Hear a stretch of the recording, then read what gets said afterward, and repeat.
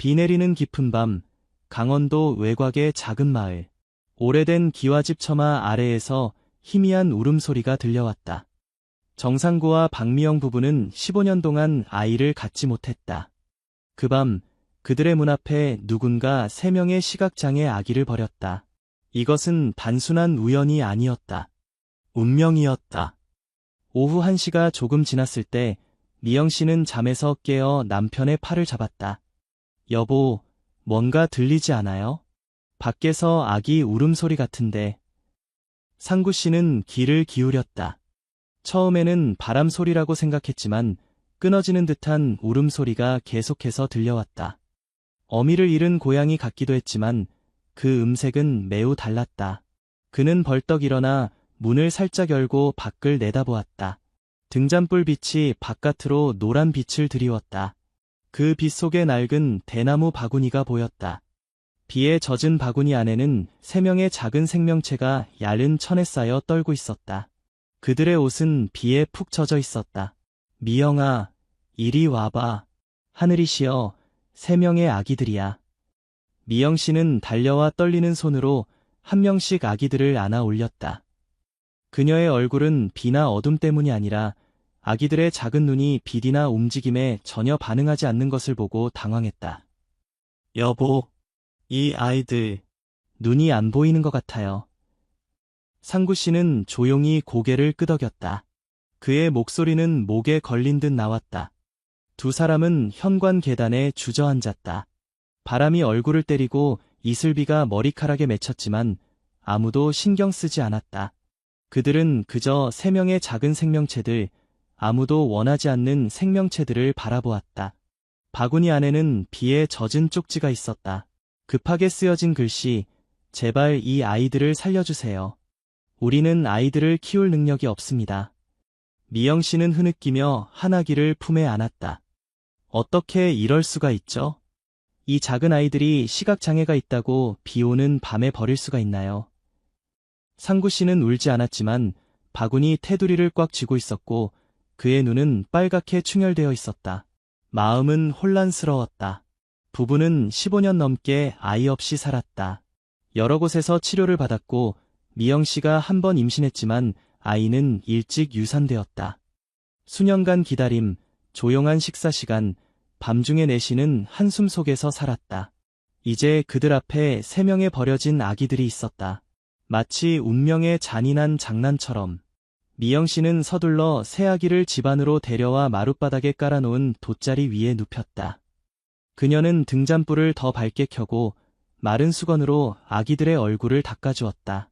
누구의 아이인지 모르는 새 아기는 마르고 피부는 주름져 있었으며 눈은 초점이 없었지만 입은 가끔 마치 익숙한 따뜻함을 찾는 듯 움직였다.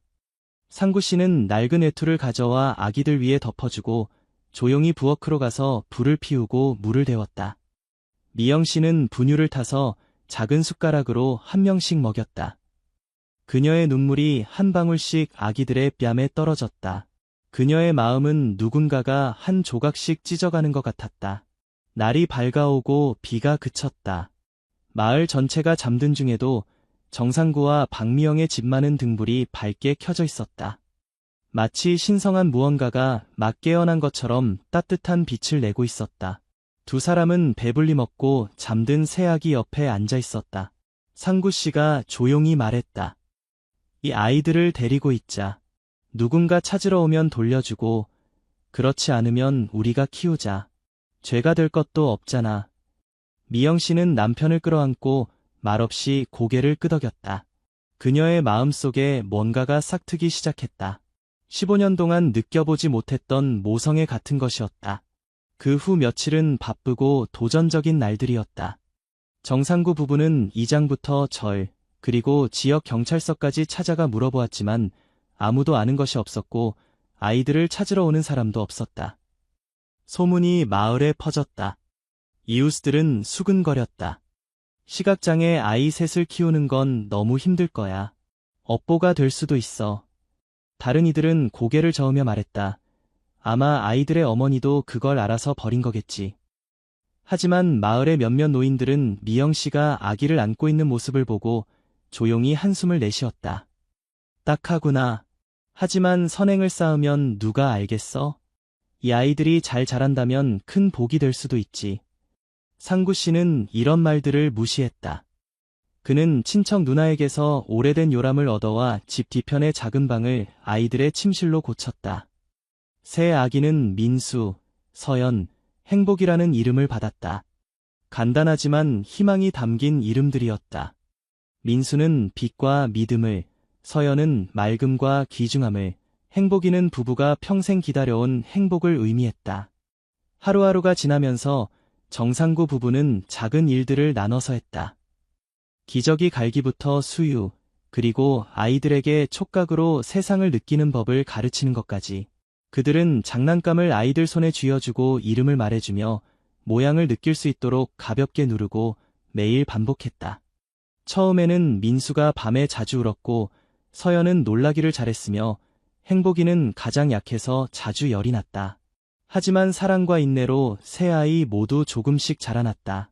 한때 웃음소리가 없던 집이 이제는 옹알이 소리, 미영씨의 자장가, 그리고 상구씨가 따뜻한 목소리로 들려주는 이야기로 가득 찼다. 오후마다 상구씨는 민수를 마당으로 데려가 바나나 나무를 만지게 하고 젖은 흙냄새를 맡게 하고 새소리를 듣게 했다. 미영씨는 행복이를 무릎에 앉히고 아이의 손으로 기타줄을 훑게 해서 음악을 들을 수 있게 했다. 서연은 어머니가 들려주는 동화를 매우 좋아했다. 비록 그림을 볼 수는 없었지만 아이의 예민한 귀는 항상 해피엔딩을 들을 때마다 기뻐했다. 미영씨는 때때로 아이들이 다른 아이들처럼 빛을 볼 수 없다는 것에 조용히 울었다. 하지만 곧 그녀는 눈물을 닦고 스스로에게 말했다. 이 아이들이 눈으로 볼 수 없다면 내 마음으로 그들의 눈이 되어주겠어.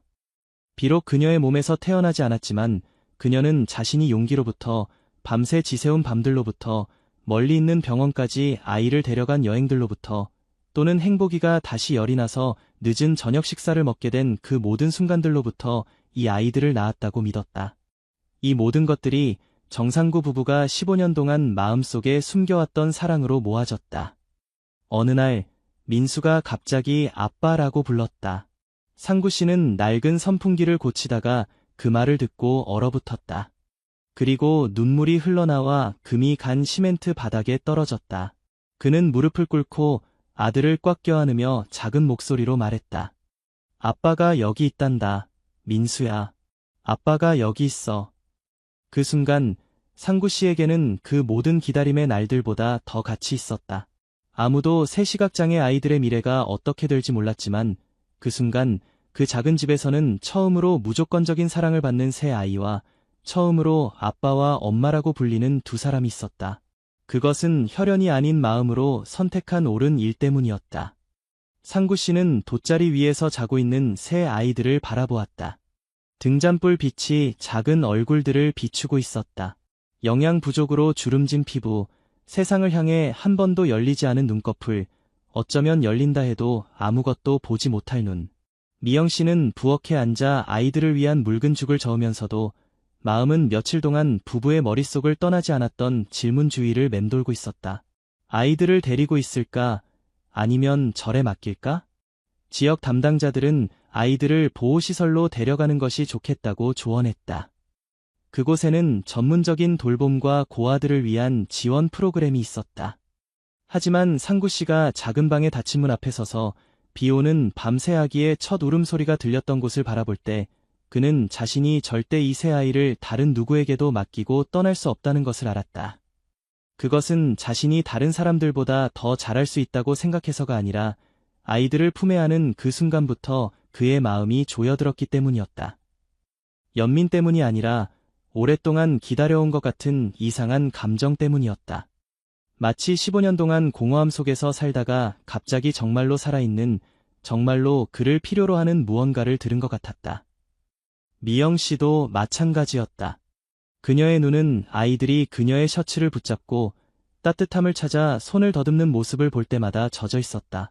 밤에는 각 아이의 부드러운 숨소리를 듣고 눈물을 흘렸다. 친척들이 소식을 들었을 때 즉각적인 반응이 있었다. 상구 씨의 형은 직설적으로 말했다. 2명은 시각장애가 있고 1명은 약하다. 나이 들어서 어려움을 자초하는 이유가 뭐야? 미영 씨는 조용히 있었지만 이번에는 드물게 상구 씨가 목소리를 높였다. 우리는 아이가 없어. 누군가 우리 문 앞에 두고 갔는데 눈을 감고 무시할 수 있겠어? 친척들은 고개를 저었다. 어떤 이는 그가 어리석다고 했고 더 악의적인 사람들은 그 아이들을 데려가면 평생 고통받을 것이라고 말했다. 하지만 그 이후로 부부는 더 이상 아무 말도 하지 않았다. 그저 조용히 살면서 모든 것을 스스로 감당했다. 매일은 작은 도전이었다. 상구 씨는 농장일, 물펌프, 땅을 다루는데 익숙한 남자였지만 이제는 기저귀 갈기, 우유 데우기, 밤에 우는 아이 달래기를 배워야 했다. 처음에는 서툴고 어색했다. 가끔은 우유를 데울 때 따뜻한 물을 넣는 것을 잊거나 기저귀를 갈다가 찢기도 했다. 한 번은 민수가 그에게 소변을 보기도 했지만 그는 그저 웃기만 했고 한마디의 불평도 하지 않았다. 미영 씨는 더 세심했다. 그녀는 아이들의 손에 장난감을 놓고 이름을 말해주며 모양을 설명하는 법을 배웠다. 그녀는 실로 부드러운 공을 만들어 아이들이 잡을 수 있게 했다. 매일 밤 그녀는 침대 옆에 앉아 부드럽게 각 아이에게 자장가를 불러주었다. 그녀의 목소리는 깊고 평온했으며 막 시작되었지만 이미 완전하지 못한 삶들에게 속삭이는 위로의 말 같았다. 매일 그녀는 아이들에게 소리를 인식하는 법을 가르쳤고 레몬 잎 냄새부터 흙냄새, 마당에서 구운 말린 생선 냄새까지 다양한 향을 구별하도록 훈련시켰다. 아이들이 머리를 기울이거나 입술을 움직여 반응할 때마다 그녀는 마치 아이들이 엄마라고 부른 것처럼 기뻐했다. 말로 표현하지는 않았지만 상구 씨와 미영 씨는 모두 암묵적으로 이해했다. 일단 마음을 열고 아이들을 데리고 있기로 했다면 그 순간부터 사랑은 더 이상 선택이 아니라 약속이었다. 날씨가 추워지는 밤이면 새 아이가 동시에 아프기도 했다. 집안은 기침소리, 울음소리, 한숨소리로 가득 찼다. 상구 씨는 밤새 깨어 물을 끓이고 한 아이를 안아주면서 동시에 다른 아이를 달랬다. 미영 씨는 새 아이 중 가장 약한 행복이의 이마를 닦아주기 위해 수건을 물에 담갔다. 가끔은 두 사람 모두 지쳐서 손이 떨리고 잠을 못 자 눈밑이 검게 변했다. 하지만 담요 속에서 아이가 무의식적으로 미소 짓는 작은 입술을 볼 때마다 모든 피로가 사라졌다. 미영 씨는 종종 상구 씨에게 말했다. 내가 이 아이들을 낳지는 않았지만 다시 선택할 수 있다면 여전히 그 작은 생명들을 안아주는 것을 선택할 거예요. 그 말은 선서가 필요 없는 약속이었다. 매일의 행동으로 보여주기만 하면 되는 약속. 새 아이는 하루하루 조금씩 자라났다. 여전히 아무것도 볼 수 없었지만 다른 감각으로 모든 것을 느끼는 법을 배웠다. 민수는 지붕 위로 부는 바람 소리를 듣는 것을 좋아했다. 상구 씨가 이야기를 들려줄 때 그의 따뜻하고 깊은 목소리는 민수에게 안정감을 주었다. 서연은 엄마 품에 파고들기를 좋아했다. 소녀는 특히 미영 씨의 땀 냄새에 예민했고 겁이 날 때마다 마치 엄마가 사라질까 봐 두려운 듯 꽉 껴안았다. 행복이는 가장 약했지만 가장 고집이 셌다. 그녀는 항상 혼자서 일어나려고 하고 매트에서 기어 나오려고 했다. 마치 자신이 괜찮다는 것을 증명하기 위해 온 세상과 싸우는 것 같았다. 그렇게 작은 집은 진정한 보금자리가 되었다. 식사는 소박할지 모르지만 말린 생선 몇 마리와 시금치 국 정도였지만 항상 웃음소리로 가득했다. 상구 씨가 목소리를 바꿔가며 아이들을 웃게 하는 방식, 서연이 장난칠 때마다 미영 씨가 애정 어린 나무람을 하는 방식, 또는 새 아이가 서로를 붙잡고 뒹굴며 서툴지만 사랑이 가득한 목소리로 서로를 부르는 모습.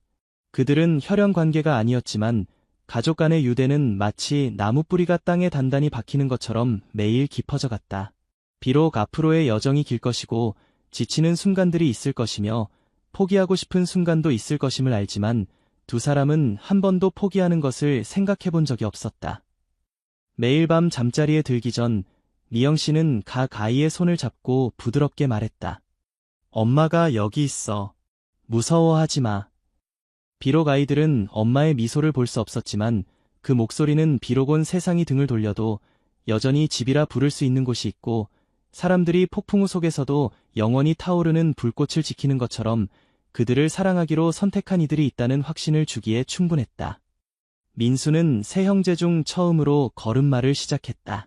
비록 그의 눈은 빛을 향해 한 번도 열리지 않았지만 두 손은 끊임없이 탐색했다. 벽을 만지고 아버지의 얼굴을 더듬고 어머니의 머리카락을 쓰다듬었다. 익숙한 것을 만질 때마다 그는 웃었다. 아무것도 보지 못하지만 여전히 온기로 세상을 느낄 수 있는 아이의 미소였다. 서연은 말이 적었고 잘 울지 않았다.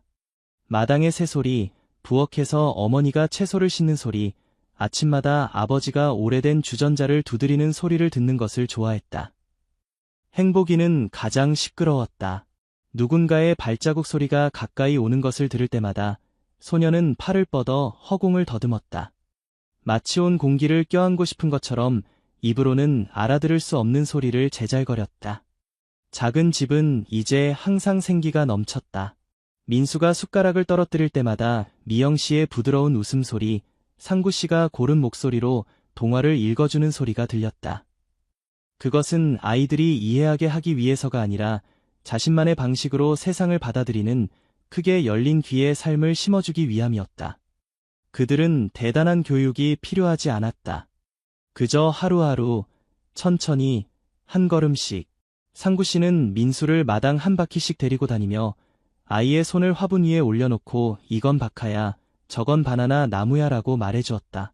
소녀는 보지 못했지만 각각의 느낌을 기억했다. 그가 매번 현관 앞에 물통을 찾는 길을 기억하는 것처럼.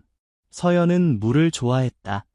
미영 씨는 따뜻한 물이 담긴 대야를 가져와 딸이 가지고 놀게 했다.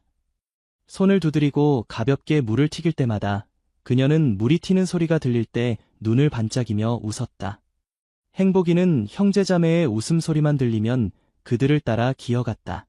어디에 부딪혀도 두려워하지 않고 누구의 도움 없이도 자신만의 길을 개척하려 했다. 아무것도 보이지 않는 세상에서 자신만의 지도를 만들어가는 것처럼. 새 아이가 걸음마를 하게 되자 작은 집은 완전히 달라졌다.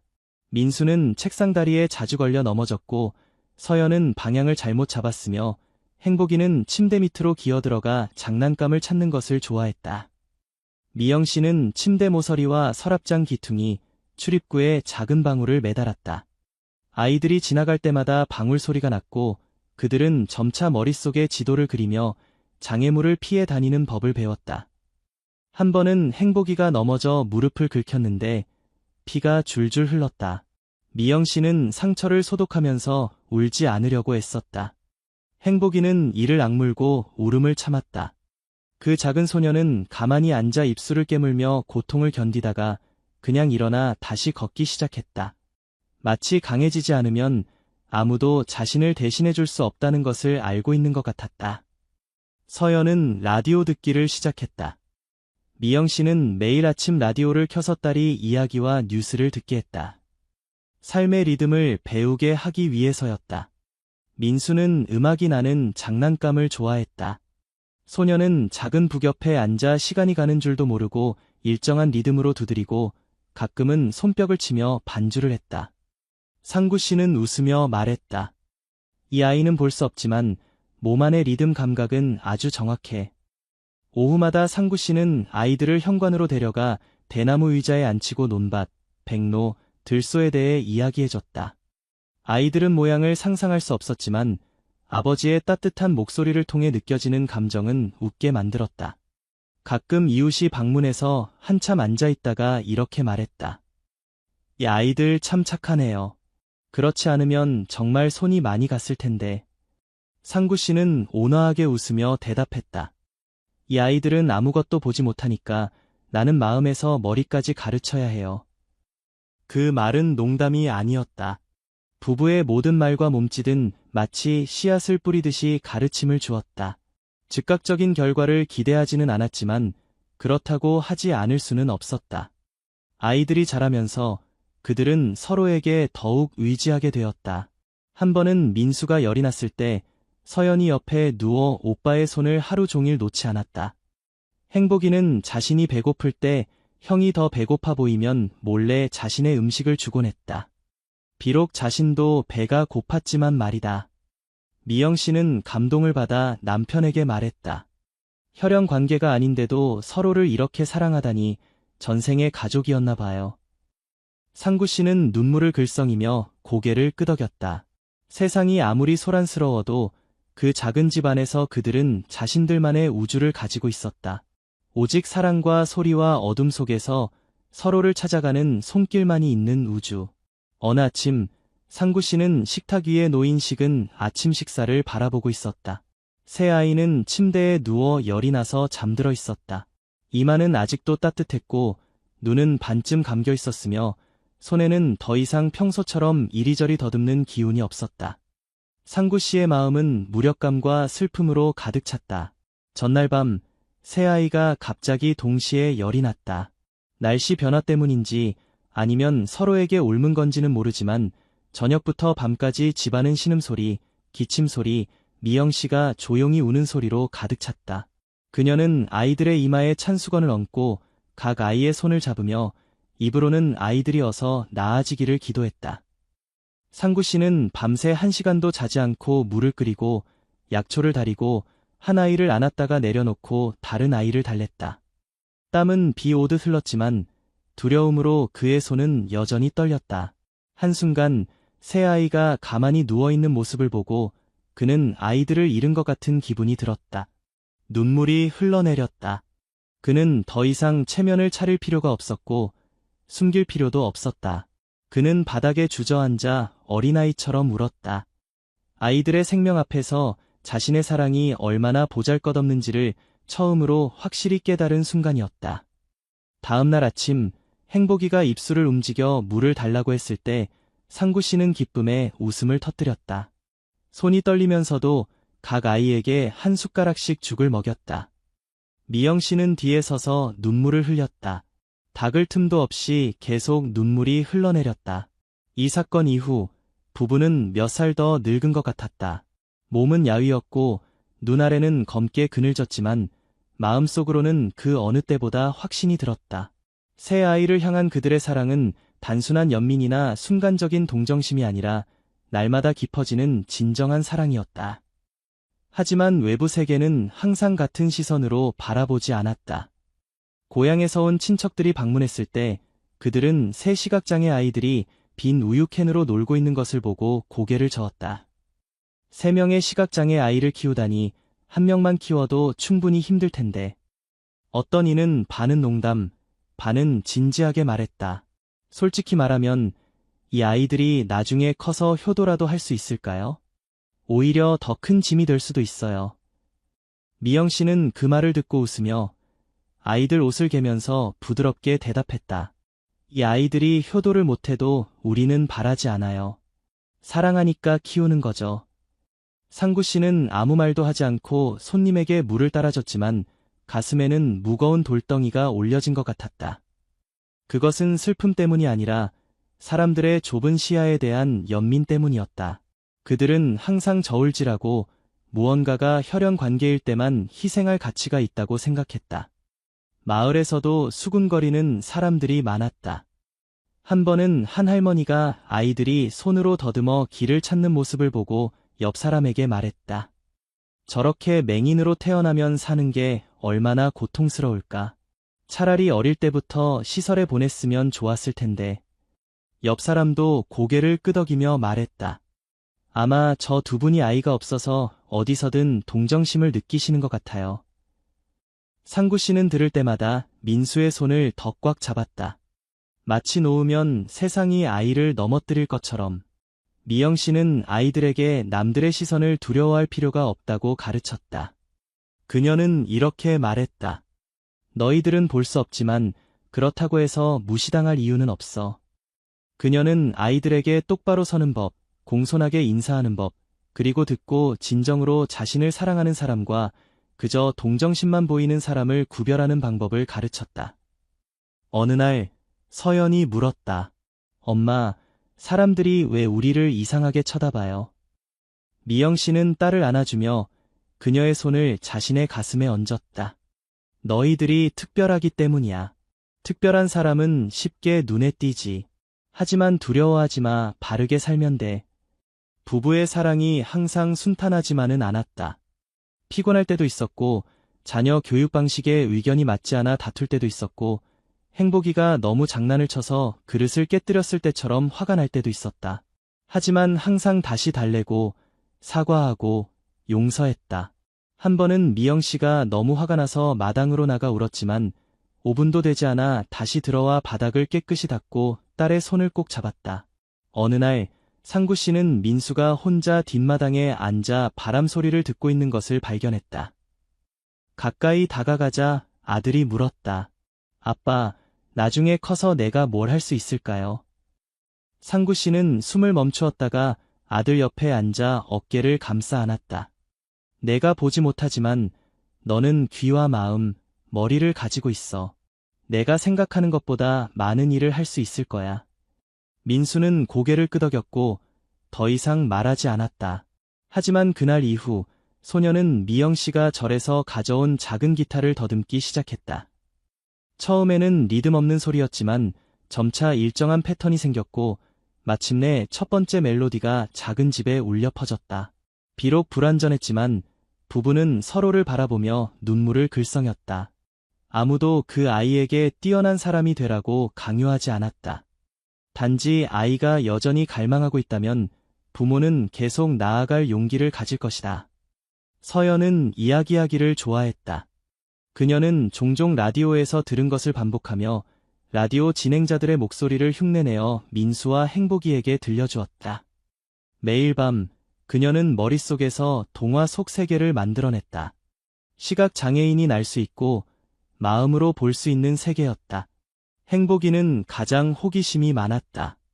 집 곳곳을 기어다니며 아무것도 보이지 않는데도 부딪히는 곳마다 넘어졌다가 다시 일어나 달렸다. 한 번은 미영 씨가 야단쳤다. 그만 올라가. 계속 넘어지면 엄마 심장이 아파. 행복이는 입술을 삐죽거리며 대답했다. 넘어져도 내가 아프지. 엄마는 괜찮아. 상구 씨는 아내를 보며 웃었다. 저 모습, 젊었을 때 당신이랑 똑같네. 누구도 말릴 수 없었지. 그래서 모든 걱정이 사라졌고 웃음만 남았다. 편견은 그들의 발걸음을 늦추지 못했다. 오히려 아이들에 대한 사랑을 더 굳건하게 만들었다. 아무도 자신의 상황을 선택할 수 없지만 서로에게 친절하게 대하는 방법은 선택할 수 있다. 상구 씨는 한 번 오랜 친구에게 말했다. 이 아이들은 길을 볼 수 없으니 내가 매일 조금씩 그들 앞에 장애물을 치워주어야 해. 그래야 자꾸 넘어지지 않으니까. 그 친구는 한참을 생각하다가 한숨을 쉬며 말했다. 모든 사람이 그렇게 할 만큼 마음이 크지는 않아요. 하지만 상구 씨는 다른 사람들이 이해해 주기를 바라지 않았다. 그는 그저 아이들이 매일 성장하는 모습, 한 숟가락 더 먹고, 세 걸음 더 걷고, 스스로 옷을 입고, 아빠 엄마 사랑해요 라고 말하는 것을 보는 것으로 충분했다. 그것은 한평생 아무 후회 없이 살기에 충분했다. 민수가 6살이 되었을 때 상구 씨는 마음이 불안해지기 시작했다.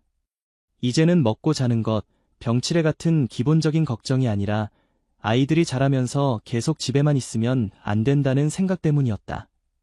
눈이 보이지 않기 때문에 더욱 배움이 필요했다. 세상에 나가는 방법, 넘어지지 않고 길을 찾는 법을 알아야 했다.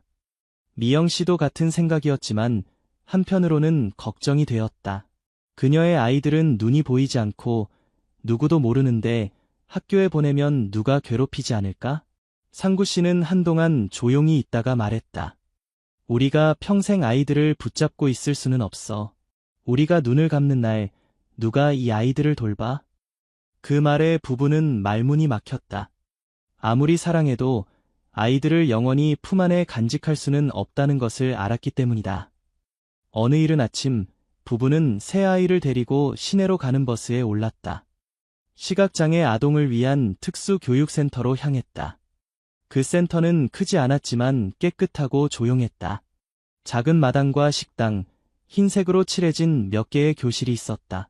그곳에 도착했을 때 민수는 미영 씨의 손을 꽉 잡았다. 서연은 어머니에게 바짝 붙어 있었고 행복이는 고개를 이리저리 돌리며 아무것도 보이지 않았지만 이 새로운 장소에 무엇이 있는지 냄새로 알아내려는 듯했다. 세진 선생님은 마른 체격에 부드러운 목소리를 가진 분이었다. 그녀는 새 아이의 손을 하나씩 잡고 참을성 있게 학교 곳곳을 안내했다. 상구 씨는 뒤에 서서 지켜보았다. 모자를 손에 쥐고 비틀며 처음 아이와 떨어지는 부모처럼 마음이 불안했다. 미영 씨는 말없이 새 아이의 뒷모습을 바라보았다. 입술을 꽉 다물고 가방끈을 꽉 쥐었다. 집에서 떨어져 지내는 첫날, 새 아이는 울지 않았지만 조용했다. 세진 선생님은 민수가 하루 종일 혼자 앉아서 말을 하지 않았다고 했다. 서연은 수줍어하며 듣기만 했고 말하지 않았으며 행복이는 이불 속에 숨어 밤까지 나오지 않았다. 하지만 며칠이 지나자 아이들은 점점 적응하기 시작했다. 민수는 세진 선생님이 피아노 건반을 만져보게 했다.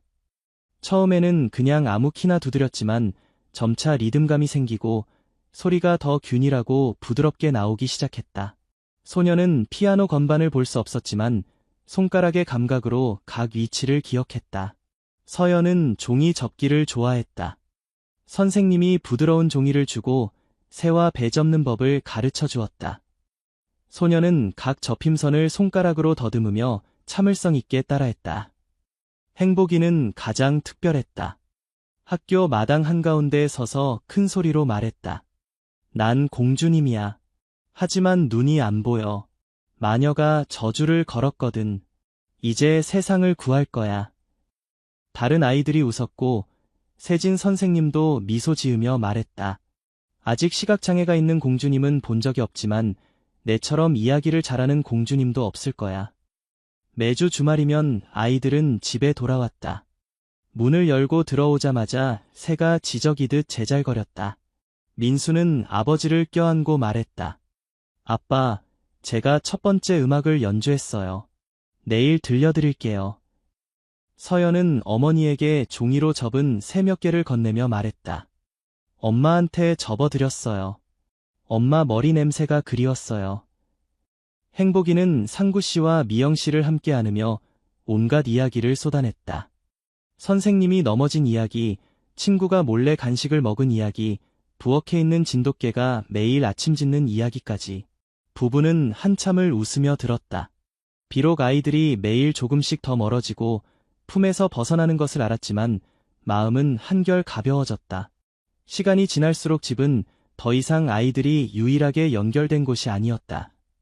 학교가 두 번째 장소가 되었고 그곳에서 아이들은 친구를 사귀고 배우고 처음으로 세상과 부딪히게 되었다. 어느 날 민수가 슬픈 얼굴로 집에 돌아왔다. 미영 씨가 오랫동안 물어본 후에야 친구가 리듬을 제대로 못 맞춘다고 놀렸다는 것을 알게 되었다. 소녀는 울지 않았지만 얼굴이 축 처져 있었다. 상구 씨는 아들을 데리고 현관으로 나가 낡은 기타를 건네주며 말했다. 잘못하면 다시 연습하면 돼. 아빠가 젊었을 때 재단을 만들었는데 비뚤어져서 비난받았어. 그래도 고칠 때까지 계속 연습했지. 누구도 처음부터 잘하지 않아. 민수는 고개를 끄덕이고 기타를 들고 각현을 다시 튕겼다. 서연은 더 많은 질문을 하기 시작했다. 더 어려운 질문들이었다. 엄마, 시각장애인도 글을 배울 수 있어요? 선생님이 제가 똑똑하다고 했는데 그래도 볼 수 없어요. 미영 씨는 앉아서 딸의 손을 잡고 말했다. 우리는 눈으로 글자를 볼 수 없지만 손으로 읽을 수 있어. 마음으로 이해할 수 있지. 내가 읽는 것을 이해하는 게 중요한 거야. 서연은 잠시 생각하더니 고개를 끄덕이며 말했다. 선생님처럼 이야기하는 선생님이 되고 싶어요. 행복이는 한 번은 너무 말을 많이 한다고 친구에게 밀려 넘어졌다. 그녀는 화가 나서 집에 돌아와 저녁을 먹지 않고 방에 틀어박혔다. 미영 씨는 딸을 안고 한참을 달랬다. 그 아이들이 널 미워하는 게 아니야. 내가 계속 이야기하면 다른 사람도 말하고 싶을 수 있어. 행복이는 훌쩍이며 말했다. 난 그냥 사람들이 웃게 하고 싶었어요. 다음 날 그녀는 다시 활짝 웃으며 등교했다. 마치 한 번도 화내지 않았던 것처럼. 아이들은 날이 갈수록 더 강해졌다. 눈은 여전히 보이지 않았지만 걸음은 더 확실해졌고 목소리는 더 또렷해졌으며 이야기하는 방식은 더 명확해졌다. 손가락은 더 이상 단순히 건반을 두드리지 않고 음악을 만들어냈다. 상구 씨는 점점 말수가 줄었다.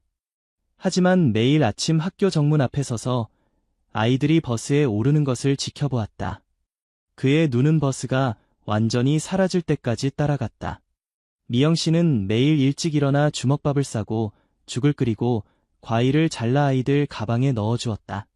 매번 친구 것도 나눠 먹지 말고 높은 의자에 올라가지 말고 선생님 말씀 잘 들어라고 당부했다. 그리고 아이들은 항상 군인처럼 네 하고 대답했다. 아이들의 사랑은 매일 자라났다. 눈으로 서로를 볼 필요 없이 발자국 소리, 숨소리, 부르는 목소리만으로도 서로가 어디에 있는지 슬픈지 기쁜지 알 수 있었다.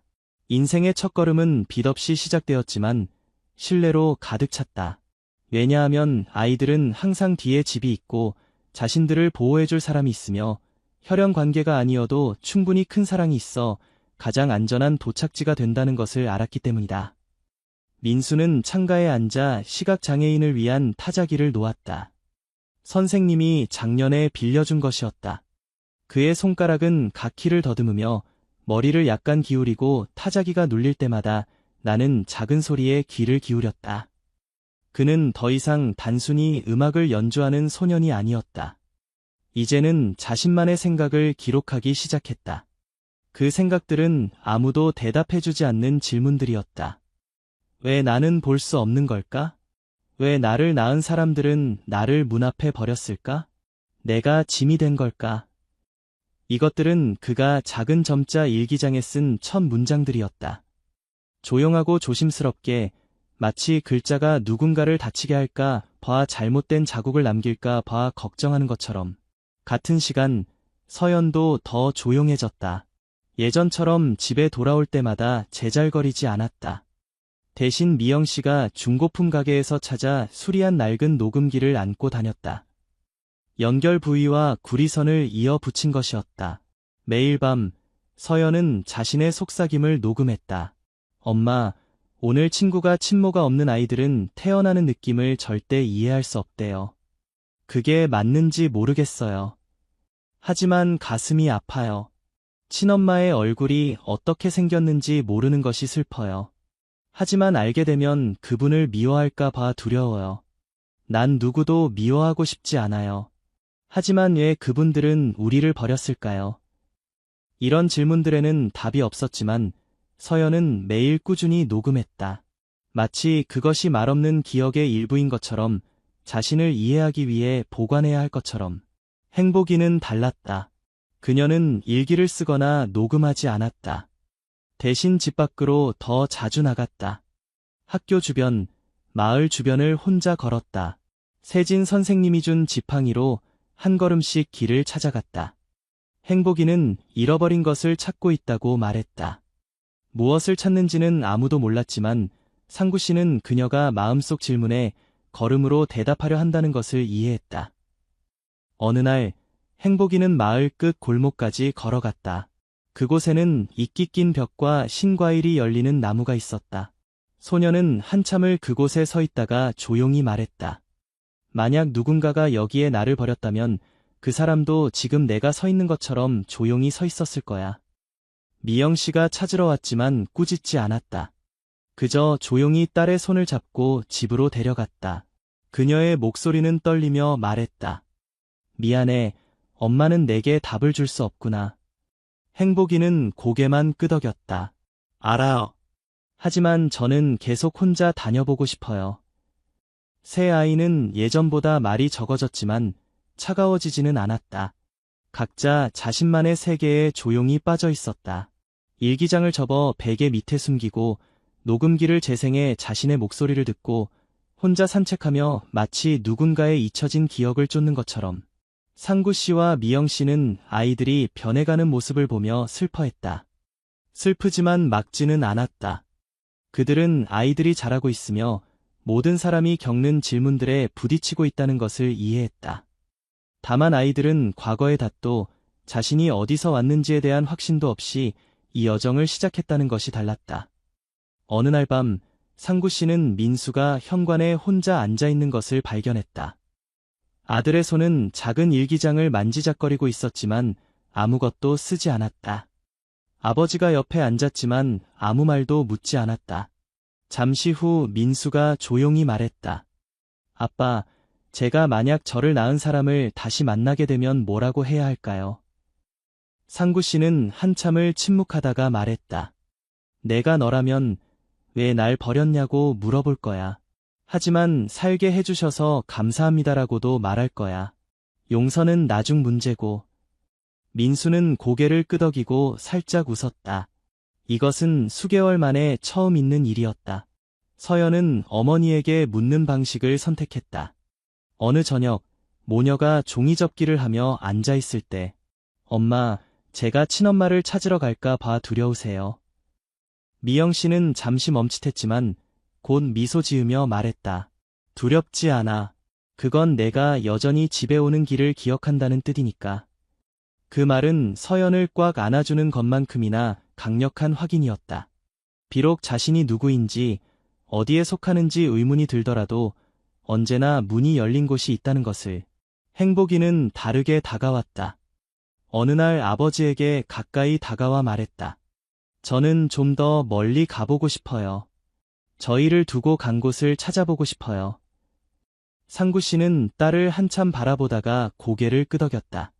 아빠가 같이 가줄게. 그리고 그들은 함께 갔다. 답을 찾기 위해서가 아니라 행복이가 스스로 보고, 느끼고 자신의 일부인 과거를 이해할 수 있도록. 새 아이가 의심과 의문 속으로 더 깊이 들어갈수록 그들은 더 성숙해졌다. 더 이상 어른들의 대답에 의존하지 않고 스스로 평화를 찾아가기 시작했다. 아마도 완벽한 대답은 없을지도 모르지만 자신의 근원을 찾아가는 여정은 그들을 더 강하게 만들었다. 그들은 지금의 보금자리를 더 사랑하게 되었고 처음 걸음마를 뗀 순간 비록 어둠 속이었지만 그 걸음에 감사하게 되었으며 자신의 존재가 짐이 아니라 누군가가 지킬 용기가 없었던 기적임을 깨닫게 되었다. 새 아이 중 민수가 가장 먼저 자신의 목소리를 확실히 찾았다. 여러 달 고민하고 여러 밤을 뒤척이며 마침내 양부모 앞에 똑바로 앉아 말했다. 저희가 버려진 곳으로 돌아가고 싶어요. 방 안의 공기가 무거워졌다. 미영 씨는 개던 옷을 내려놓았다. 손이 멈춘 채로.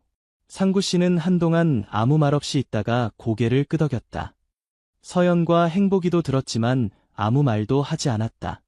하지만 그날 밤 세 형제는 함께 모여 앉았다. 아무도 등을 대고 앉지 않고 각자 담요 한 기퉁이를 잡고 있었지만 세 모두 다가오는 여행이 피할 수 없는 것임을 알고 있었다. 그들은 자랐고 스스로 걸을 수 있었고 스스로 생각할 수 있었고 이제는 자신만의 감정으로 숨쉬고 있었다. 이제 그들이 18년 전에 거부당했던 곳과 마주할 때였다. 이른 아침 상구 씨는 낡은 자전거를 타고 새 아이를 버스 정류장으로 데려갔다. 손에는 미영 씨가 싸준 간식과 물, 그리고 머리가 아프면 닦으라며 챙겨준 수건이 든 천가방을 들고 있었다. 미영 씨는 마을 입구까지만 배웅했다. 행복이의 손을 꽉 잡고는 새 아이에게 말했다. 너희가 누구를 만나든 무슨 말을 듣든 우리 집은 여기 있다는 걸 기억해. 버스가 국도를 따라 달렸다. 민수는 창가에 앉아 유리창 가장자리를 손으로 더듬었다. 서연은 오빠의 어깨에 머리를 기대었고 행복이는 바닥에 웅크리고 앉아 지팡이를 꼭 안고 있었다.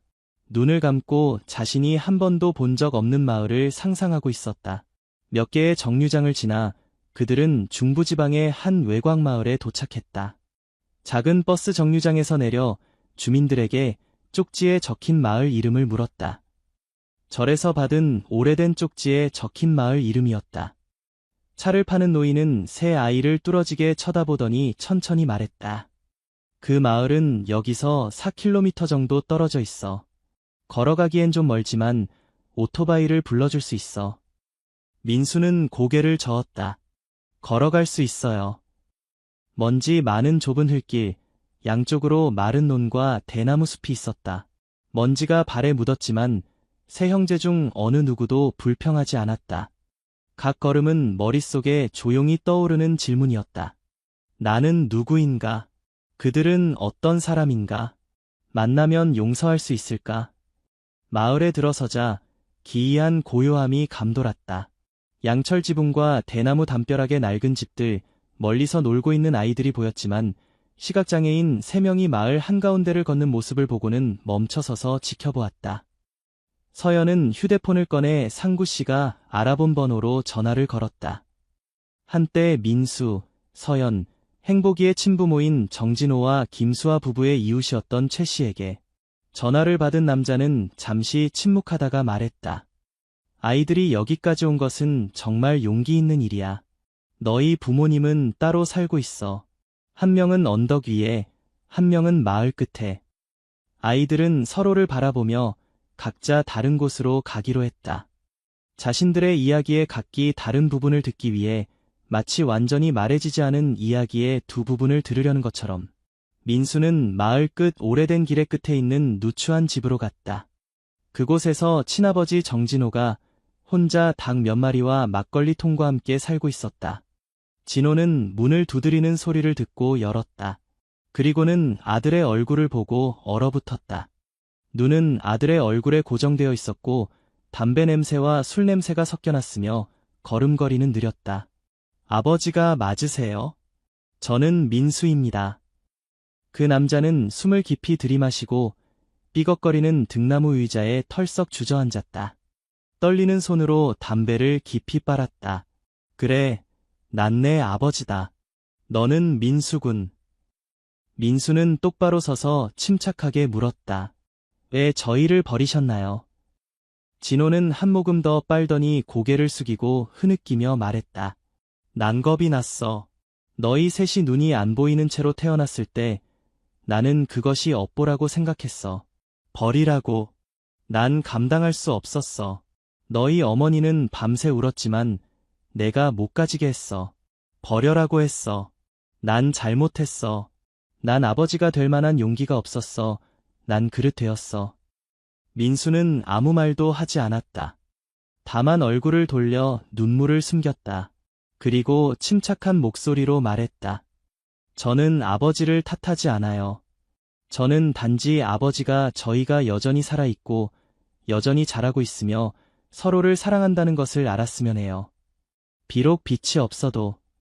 진호는 오열했다. 처음으로 수년간 그를 괴롭혀온 후회를 터뜨렸다. 같은 시간 서연은 언덕 위의 김수아의 집을 찾아갔다.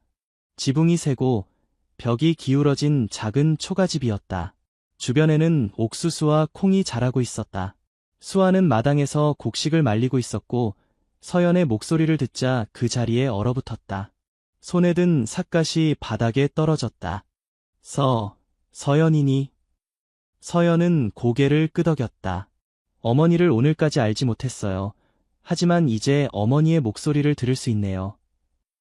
수아는 쓰러지듯 서연의 발 아래 무릎을 꿇고 흐느끼며 말했다. 미안해, 얘야. 너희가 태어났을 때 의사가 세 아이 모두 시각장애라고 했어. 난 겁에 질렸어. 내 아버지는 소리를 지르며 악마를 낳았다고 했어. 난 너희를 지키고 싶었지만 내 아버지가 날 끌고 갔어. 난 귀를 막고 눈을 감았어. 난 어머니가 되는 감각까지 버렸어. 서연은 조용히 무릎을 꿇고 어머니의 어깨에 손을 얹었다. 저는 어머니를 미워하지 않아요. 다만 어머니가 알았으면 해요. 저는 여전히 괜찮게 살고 있어요. 비록 눈으로 어머니를 볼 수 없지만요. 수아는 서연을 끌어안고 더 크게 울었다. 멀리서 행복이는 고목나무 아래 홀로 서 있었다. 그녀는 친아버지의 집과 친어머니의 집을 각각 떠나는 민수와 서연을 바라보고 있었다. 바람이 머리카락을 부드럽게 흔들었고 지팡이는 땅을 가볍게 두드렸다. 소녀는 깊게 숨을 들이마시고 조용히 말했다. 용서합니다. 저를 낳은 분들이 그럴 자격이 있어서가 아니라 저는 미움을 품고 살고 싶지 않아서요. 그날 오후 세 형제는 옛날 그들이 버려졌던 절의 오래된 계단에 함께 앉았다. 아무도 많은 말을 하지 않았다. 다만 멀리서 들려오는 종소리와 석양이 얼굴에 들이우는 따스한 빛을 느꼈다.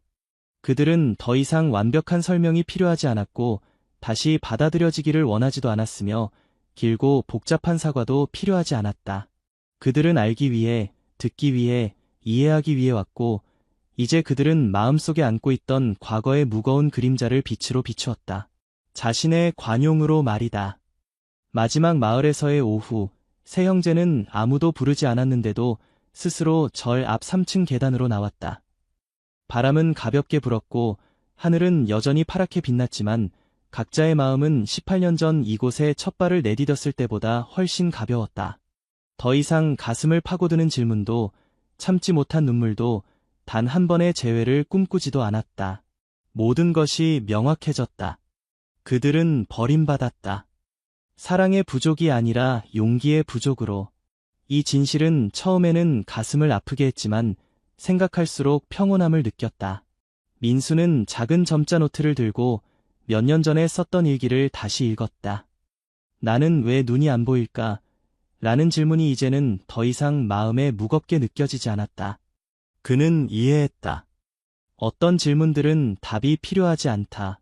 그저 인정하면 된다. 서연은 어머니에게 말한 녹음을 들었다. 그녀의 목소리는 녹음기에서 떨렸지만 더 이상 화가 나지 않았다. 그녀는 용서라는 단어를 입에 담지 않았지만 마음속으로는 이미 내렸다.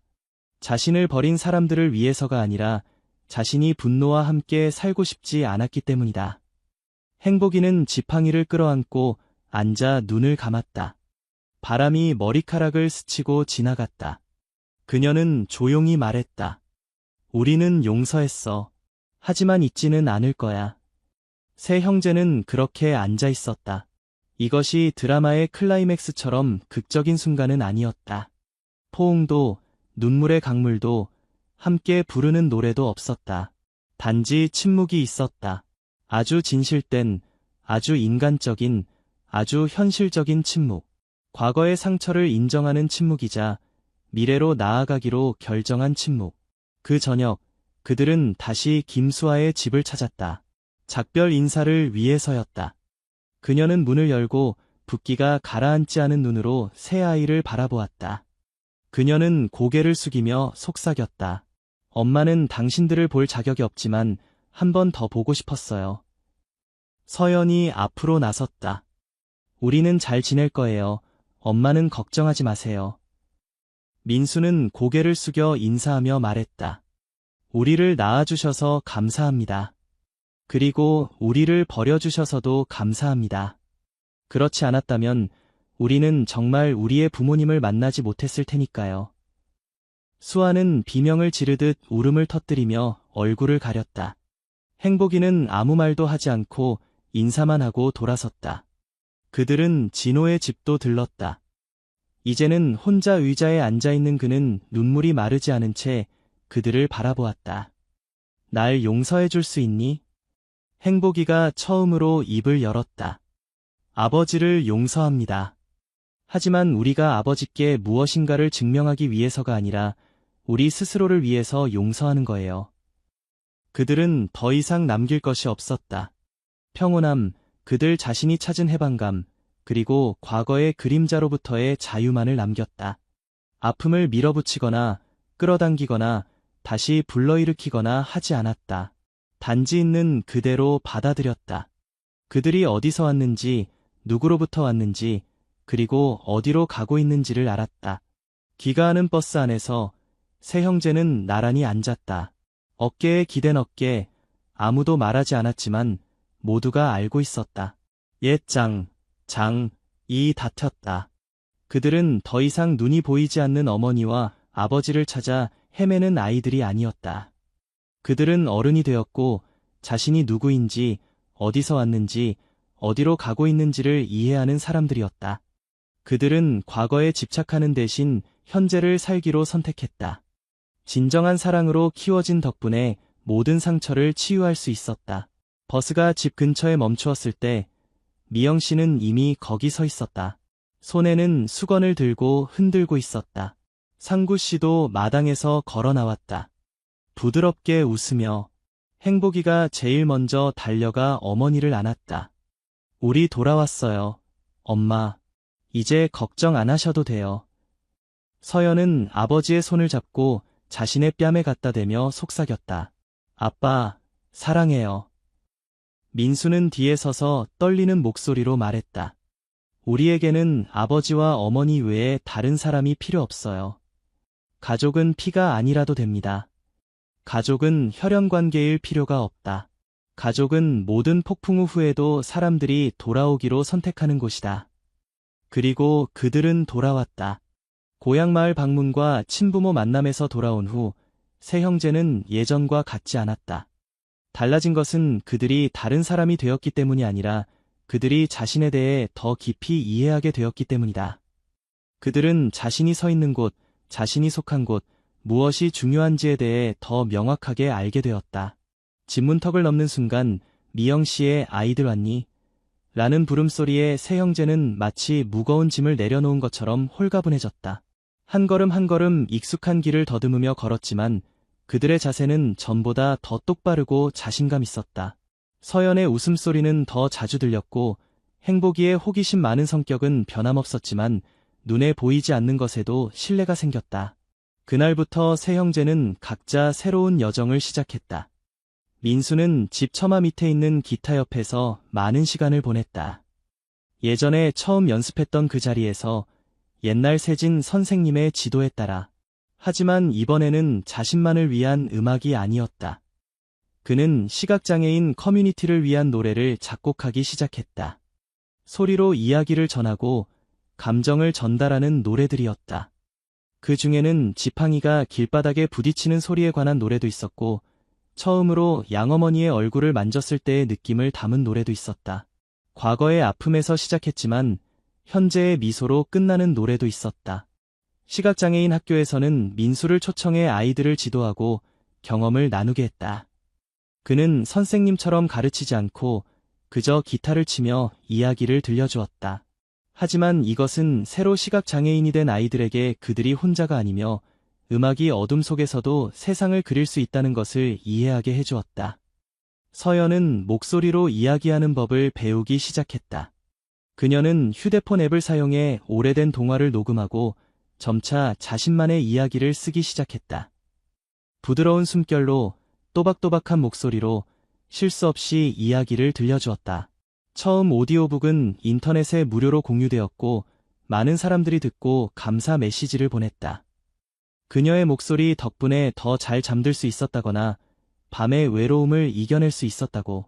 서연은 한 번도 책을 쓸 수 있을 거라고 생각하지 않았지만 첫 번째 책 보이지 않는 태양을 완성했을 때 세 형제가 자신들의 고향을 찾아가는 여정을 담은 책, 그녀는 자신의 목소리로 전체를 녹음하며 조용히 울었다.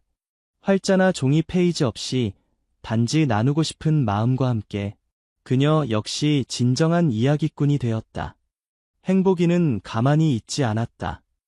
한때 넘어지기 일쑤였던 눈먼 소녀는 지금도 육상팀의 패럴림픽 선수가 되었다. 그녀는 코치와 함께 끈으로 연결된 채 달리기 연습을 했고 점차 혼자서 달리는 감각을 익혔다. 한 번은 무릎이 찢어지게 넘어졌지만 일어나서 그저 웃으며 말했다. 달리면 넘어질 수도 있죠. 뭐. 그녀는 바람 같았다. 보이지 않지만 지나갈 때 모두가 느낄 수 있는. 첫 번째 메달은 동메달이었고 이어서 은메달, 그리고 마침내 국내 대회에서 금메달을 땄다. 메달을 집에 가져와 자랑하지 않고 조용히 가족 재단에 올려놓으며 상구 씨와 미영 씨에게 말했다. 우리는 빛을 볼 수 없지만 빛은 아버지와 어머니로부터 옵니다. 상구 씨는 눈물을 흘리고 미영 씨는 딸을 품에 안으며 떨리는 목소리로 대답했다. 너희들이 바로 우리의 빛이란다. 그 작은 집에서 한때 눈이 보이지 않는다는 이유로 버려졌던 세 아이들, 한때 그들이 살아서 무슨 의미가 있느냐는 질문을 받았던 아이들은 이제 다른 사람들에게 영감을 주는 존재가 되었다. 그들은 자신이 다른 사람보다 뛰어나다는 것을 증명하려 애쓰지 않았다. 그저 조용히, 바르게, 온 마음을 다해 살았을 뿐이다. 한 번은 기자가 세 형제를 인터뷰하러 왔다. 그는 물었다. 만약 볼 수 있게 된다면 그렇게 되고 싶은가요? 민수는 잠시 생각하더니 대답했다. 아니요, 볼 수 있다면 아마도 이렇게 깊이 듣지 못했을 거예요. 서연은 미소 지으며 말했다. 저는 볼 필요가 없어요. 누가 저를 진심으로 사랑하는지 알 수 있으니까요. 행복이는 입술을 삐죽이며 말했다. 만약 볼 수 있었다면 지금처럼 빨리 달리지 못했을 거예요. 그들의 대답은 단순했고 화려한 철학은 없었지만 듣는 이들을 숙연하게 만들었다. 그들은 마치 아무것도 부족하지 않은 것처럼 살았다.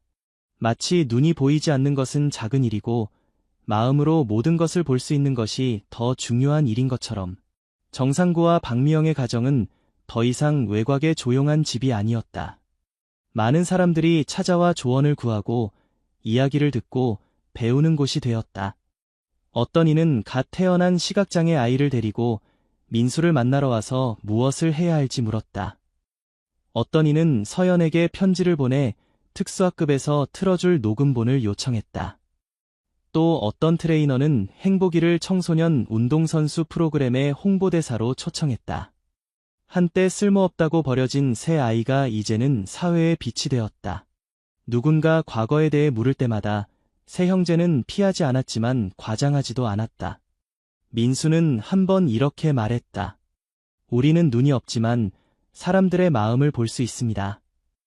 서연은 더 부드럽게 말했다. 빛은 눈에 있는 게 아니라 어떻게 사느냐에 달려 있어요. 행복이는 웃으며 말했다. 우리는 진짜로 눈이 안 보이지만 누가 진심으로 우리를 사랑하는지는 눈이 보이는 사람보다 더 잘 알아요. 그렇게 그들은 자신의 인생을 계속해 나갔다. 이제 더 이상 누구의 인도도 필요하지 않았다. 그들 스스로가 등불이 되었다. 자신뿐만 아니라 여전히 어둠 속에서 길을 찾지 못하는 사람들을 위한 등불이 되었다. 늦은 오후, 마지막 햇살이 마당의 나무 사이로 스며들고 있었다. 상구 씨는 오래된 대나무 의자에 기대어 앉아 이제는 키가 크고 자신감 넘치는 세 자녀가 서로 웃고 장난치는 모습을 지켜보았다. 과거의 그림자가 한 번도 존재하지 않았던 것처럼. 부엌에서 미영 씨는 저녁 식사를 준비하고 있었다. 소박한 음식들, 시래기국, 청양고추를 곁들인 멸치볶음, 깍두기, 달콤한 밥 냄새가 웃음소리와 어우러져 작은 집에서 퍼져나갔다. 정말 평화로웠다. 민수는 기타를 연주하면서 이야기하고 있었고 행복이는 코치의 걸음걸이를 흉내내며 온 가족을 웃게 했다. 서연은 스피커를 켜고 자신의 최신 오디오 녹음을 틀었다. 세 형제의 여정, 친부모를 찾아가는 이야기를 차분한 목소리로 들려주고 있었다. 식사 후 행복이는 배낭에서 종이 한 장을 꺼내어 상구 씨와 미영 씨 앞에 놓으며 조용히 말했다. 부모님께 편지를 썼어요. 상구 씨는 안경을 올리고 떨리는 손으로 편지를 펼쳤다. 미영 씨도 옆에 앉아 눈물 어린 눈으로 첫 문장을 읽었다. 만약 그날 밤 문을 열어주지 않으셨다면 우리는 아마 살아남지 못했을 거예요. 편지는 짧았다. 행복이가 점자로 쓴 것을 친구에게 부탁해 일반 글씨로 변환한 것이었다. 그 안에 소녀는 오늘날 달릴 수 있는 각 발걸음이 미영 씨가 처음으로 시각장애 아이를 안아준 그 순간 덕분이라고 썼다. 매번 넘어지지 않고 일어설 수 있는 것은 상구 씨가 처음으로 걸음마를 가르쳐준 덕분이라고. 그리고 매번 마음속 두려움을 이겨낼 수 있는 것은 평생 보여준 그들의 관대한 눈빛 덕분이라고. 편지 마지막에 행복이는 이렇게 썼다. 우리는 부모님이 주신 것에 비해 돌려드릴 것이 없습니다. 다만 바르게 살고 최선을 다하고 부모님의 마음을 아프게 하지 않는 것뿐입니다. 다음 생에도 부모님의 자녀로 태어나고 싶습니다. 상구 씨는 편지를 다 읽고 고개를 끄덕였지만 아무 말도 하지 않았다. 다만 행복이의 머리를 쓰다듬어 주었다. 마치 그녀가 어렸을 때처럼.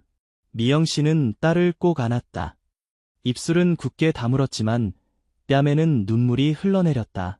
그날 밤 세 형제는 현관에 앉아 여름밤 매미 소리와 바람에 흔들리는 기와 소리를 들었다. 세 사람 모두 그들의 여정이 아직 끝나지 않았음을 알고 있었지만 가장 중요한 장은 이미 사랑과 감사 그리고 내려놓음으로 완성되었다. 빛을 보기 위해 눈이 필요하지 않듯이 사랑을 느끼기 위해 혈연관계가 필요하지 않다. 가족은 사람들이 서로를 선택하고 서로의 말에 귀 기울이고 가장 연약한 순간에도 함께하기로 선택하는 곳이다. 민수, 서연, 행복이의 이야기는 여기서 끝날 수 있지만 그들이 받고 또 베푼 사랑은 계속해서 이어질 것이다. 어딘가 어머니가 아이에게 자장가를 부르는 곳에서 길을 보지 못하지만 음악가가 되길 꿈꾸는 소년의 기타 소리 속에서 빛은 없지만 여전히 꿈꾸는 법을 아는 달리는 사람들의 발걸음 속에서 그렇다면 당신은 어떤가요? 혈육이 아닌데도 가족보다 더 당신을 사랑한 사람을 만난 적이 있나요? 삶에서 용서해야 했던 것이 있었나요? 그 용서가 당신을 더 가볍게 만들었나요? 당신의 이야기를 댓글 섹션에 공유해주세요. 당신의 이야기가 바로 다음 시간에 들려드릴 이야기의 영감이 될지도 모릅니다. 진돗개 최은실 스토리를 시청해주셔서 감사합니다. 이야기가 마음에 와닿았다면 좋아요와 구독, 그리고 공유 부탁드립니다. 우리가 이 각박한 세상 속에서도 계속해서 온정 어린 이야기들을 전할 수 있도록 응원해주세요. 화려한 자선 행사장에서 아름답고 우아한 소녀 서지은은 고급 차 옆에 서서 기부자들과 즐겁게 사진을 찍고 있었다. 카메라 플래시가 계속해서 반짝였고 그녀의 미소가 가장 환하게 빛나던 순간 갑자기 진지한 표정의 진도견이 그녀에게 돌진하여 그녀의 다리를 사납게 물었다. 이로 인해 현장에 있던 모든 사람들이 공황 상태에 빠졌다. 아름다운 맑은 날 부산 해안가에서 대규모 자선 행사가 열렸고 활기찬 분위기 속에서 아름답고 매력적인 여성 서지은은 지역 사회의 기쁨에 빠져 있었다. 미래의 빛 아동보호센터의 주최자이자 설립자로서 행사에 참여한 그녀는 항상 완벽한 모습으로 나타났으며 특히 그녀의 센터를 지원하기 위해 돈과 시간을 아끼지 않는 후원자들과의 교류에서 항상 주목을 받았다. 지은에게는 아이들을 돕고 따뜻한 가정과 진실한 사랑을 주려는 사명이 있었다. 그녀의 센터는 수백 명의 아이들이 어려운 상황을 극복할 수 있도록 도와왔다. 아이들은 가족을 잃었지만 미래의 빛에서 새로운 가족을 찾았다. 서지은은 센터의 설립자일 뿐만 아니라 자선 활동의 홍보에서도 익숙한 인물이었다. 그녀는 유명한 모델이자 수백만 명의 팔로워와 팬을 가진 소셜 네트워크에서 영향력 있는 인플루언서였다. 그녀의 이미지는 항상 완벽함, 친절함, 성공의 상징과 연관되어 있었다. 그녀가 센터에서 아이들과 함께 찍은 사진들은 소셜 네트워킹 사이트에 올려져 수천 명의 사람들의 관심을 끌었다.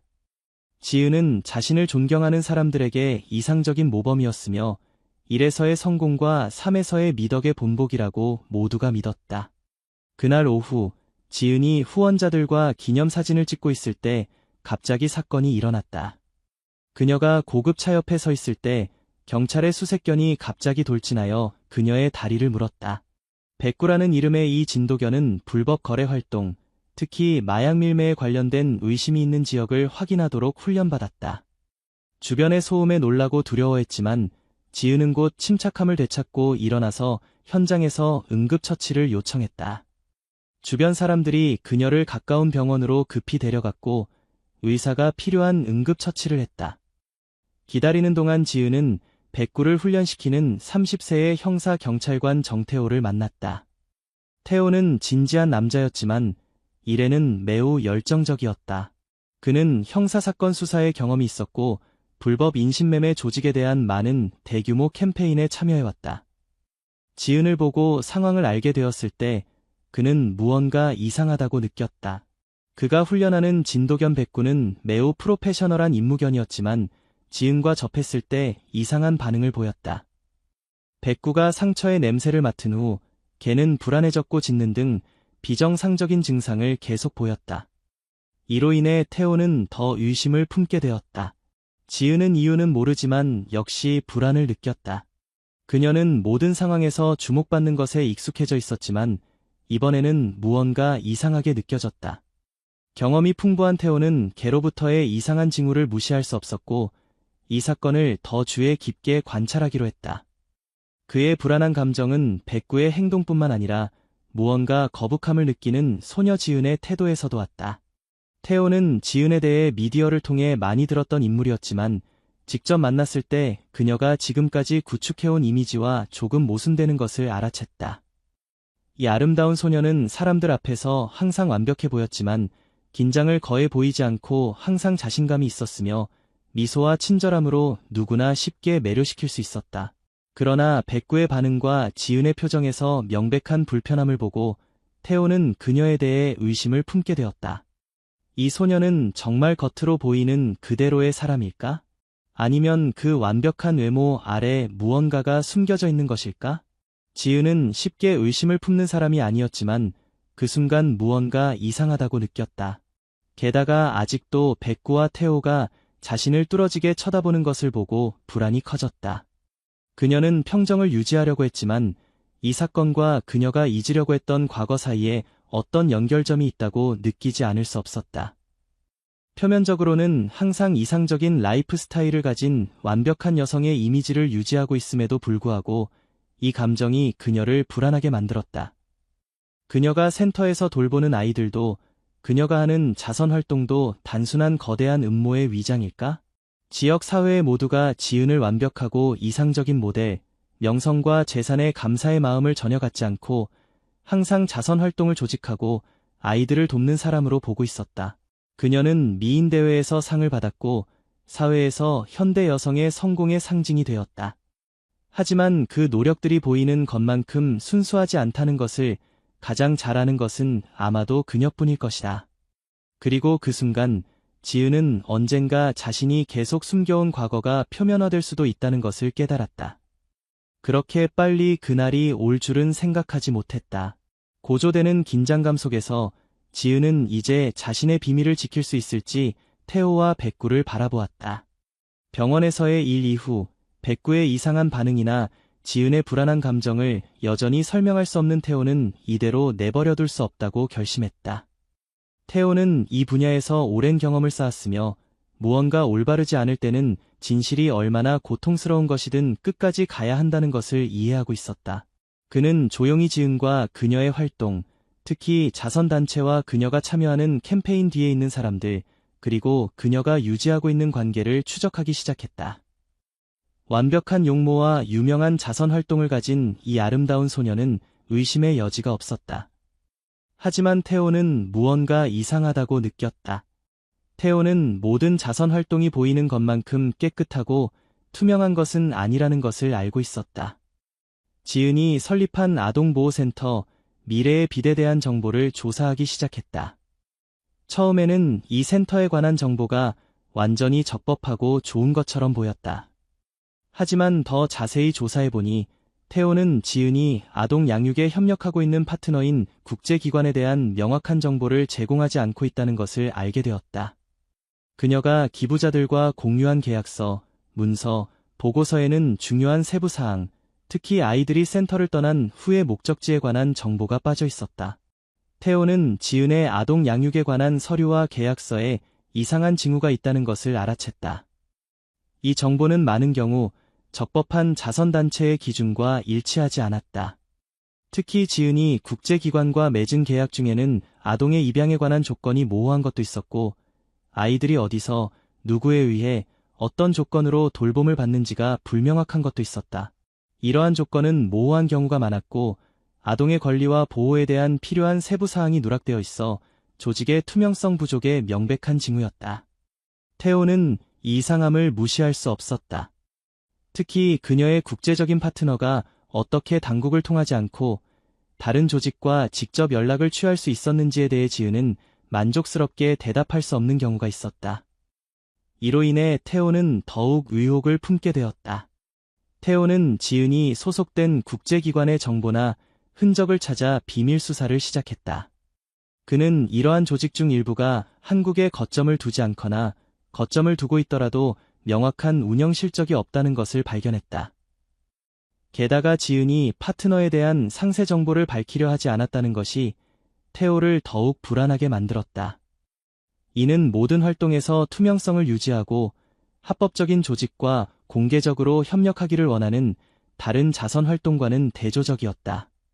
한때 태호는 지은이 주최한 아동 양육 문제에 관한 세미나를 방문했을 때 그녀가 평소에 협력하고 있는 국제적인 파트너 중 한 명을 우연히 만났다.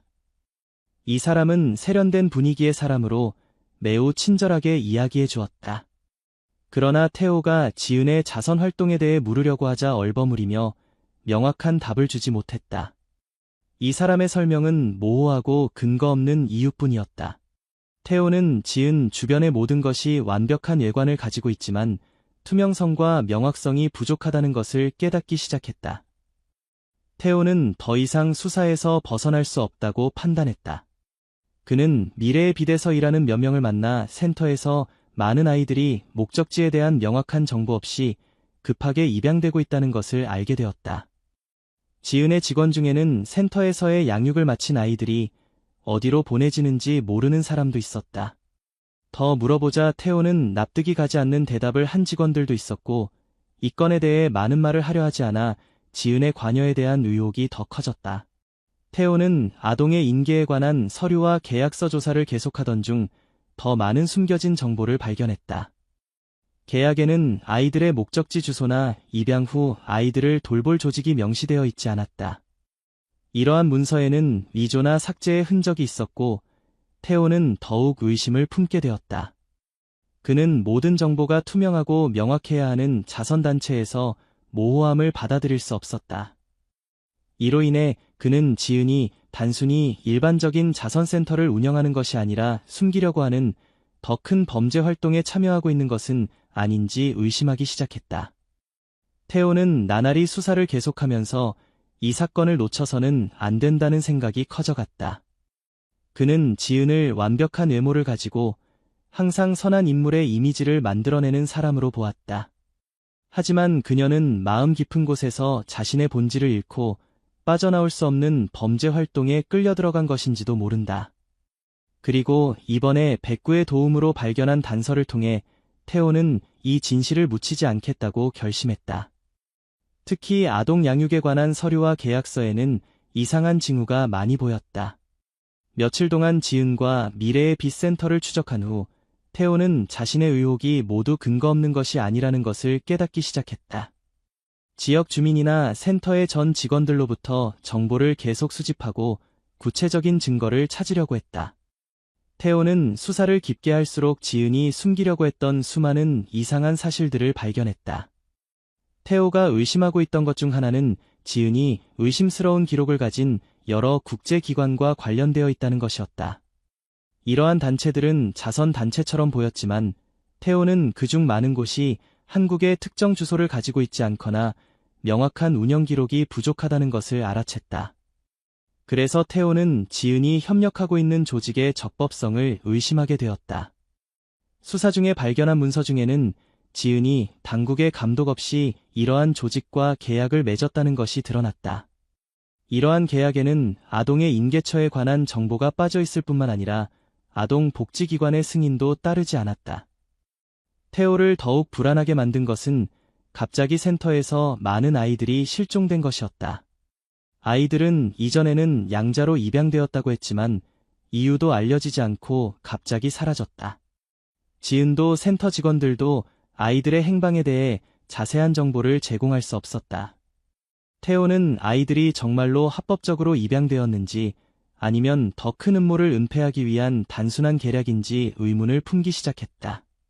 태호는 더 깊이 조사를 계속하기로 결심하고 센터의 입양 가족들과 면담을 시작했다. 그들 중에는 입양 과정에 대해 아무것도 모르는 사람들도 있었고 입양은 지역사회를 기쁘게 하기 위한 단순한 형식이라고 생각하는 사람들도 있었다. 그들은 입양한 아이에 관한 정보를 가지고 있지 않았고 이는 태호의 아동 인신매매 조직에 대한 의혹을 뒷받침할 뿐이었다. 태호는 지은이 자선센터를 운영하고 있을 뿐만 아니라 아이들이 자유롭게 거래되는 불법 거래의 중심지일 가능성이 있다는 것을 깨달았다.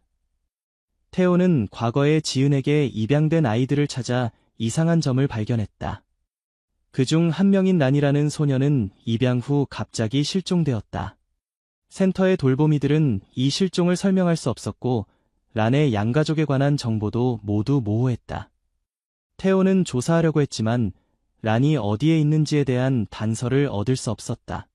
더 조사한 결과 라는 법적 절차 없이 급히 데려가졌을 가능성이 있고 그녀의 실종에는 국제적인 아동 인신매매 조직이 관련되어 있을 가능성이 있다는 것이 밝혀졌다. 테오의 머릿속에서 점점 정보가 연결되고 있었다. 모든 것이 그가 무시할 수 없는 끔찍한 진실을 보여주는 것 같았다. 테오에게는 의심의 여지가 없었다. 지은은 자선센터를 이용하여 범죄 행위, 특히 아동 인신매매를 하고 있을 가능성이 있었다. 테오는 모든 의문이 갑자기 진실이 된 순간 마음속에 큰 파도가 일어나는 것을 느꼈다. 실제로 그는 발견한 이상한 점들이 점점 늘어나 수사를 멈출 수 없게 되었다. 그리고 그 모든 징후는 지금도 모두가 완벽함과 친절함의 이상적인 모델로 보고 있는 지은을 가리키고 있었다. 어느 이른 아침, 충분한 증거를 모은 후 테오는 지은과 직접 대면하기로 결심했다. 무슨 일이 일어나고 있는지 무시하기에는 너무 심각했기 때문에 그는 더 이상 비밀로 하지 않을 생각이었다. 지은을 만난 테오는 평소의 침착한 표정을 유지할 수 없었다. 그는 수사 중에 방금 모은 문서 파일을 조용히 꺼냈다. 그것은 테오가 의문을 품고 있던 지은이 국제기관과 맺은 계약이었다. 이 계약에는 정당한 이유나 양가족의 상세 정보 없이 아동의 양도에 관한 명확한 규정이 있었다. 전해진 바에 따르면 아이들은 국제가정에 입양되었지만 아동보호기관의 감독이나 공식적인 확인은 없었다. 이는 아동보호에 관한 국제규제 위반일 뿐만 아니라 국경을 넘는 인신매매 조직의 징후도 보여주고 있었다. 테오가 건네준 서류를 바라보는 지은, 그 아름다운 소녀의 눈은 더 이상 이전만큼 자신감에 차 있지 않았다. 그녀가 오랫동안 유지하려고 했던 평정은 균열을 보이기 시작했다. 그녀는 자신을 변호할 말이 없었던 것처럼 오랫동안 침묵했다. 그리고 마침내 그녀는 조용한 목소리로 말했다. 테오 씨, 당신은 이해하지 못해요. 라고 지은은 말하기 시작했다. 그녀의 목소리는 미세하게 떨리고 있었다. 내가 한 일이 잘못되었다는 것은 알고 있어요. 하지만 내가 무엇을 견뎌야 했는지를 안다면 내가 왜 그런 일을 했는지 이해할 수 있을 거예요. 테오는 아무 말도 하지 않고 조용히 기다렸다. 그는 지은이 더 이상 진실을 숨길 수 없다는 것을 알고 있었다. 잠시 침묵 후 그녀는 자신의 과거에 대해 계속 이야기했다. 저는 다른 많은 사람들처럼 행운아가 아니었어요. 저는 가족의 사랑의 품에서 자라지 못했고 어린 시절부터 버려진 아이였어요. 지은은 당시를 회상하며 손이 떨리면서 잠시 멈췄다. 제가 아직 3살이었을 때 어머니는 저를 고아원에 두고 가셨어요. 왜인지 모르겠지만 제가 차갑고 사랑 없는 세상에 남겨졌다는 것만 알아요. 고아원 사람들은 저를 돌보려고 노력했지만 그들은 제 가족이 아니었어요. 그들은 그저 낯선 사람들이었고 저에게는 유대감을 형성할 수 없는 사람들이었어요.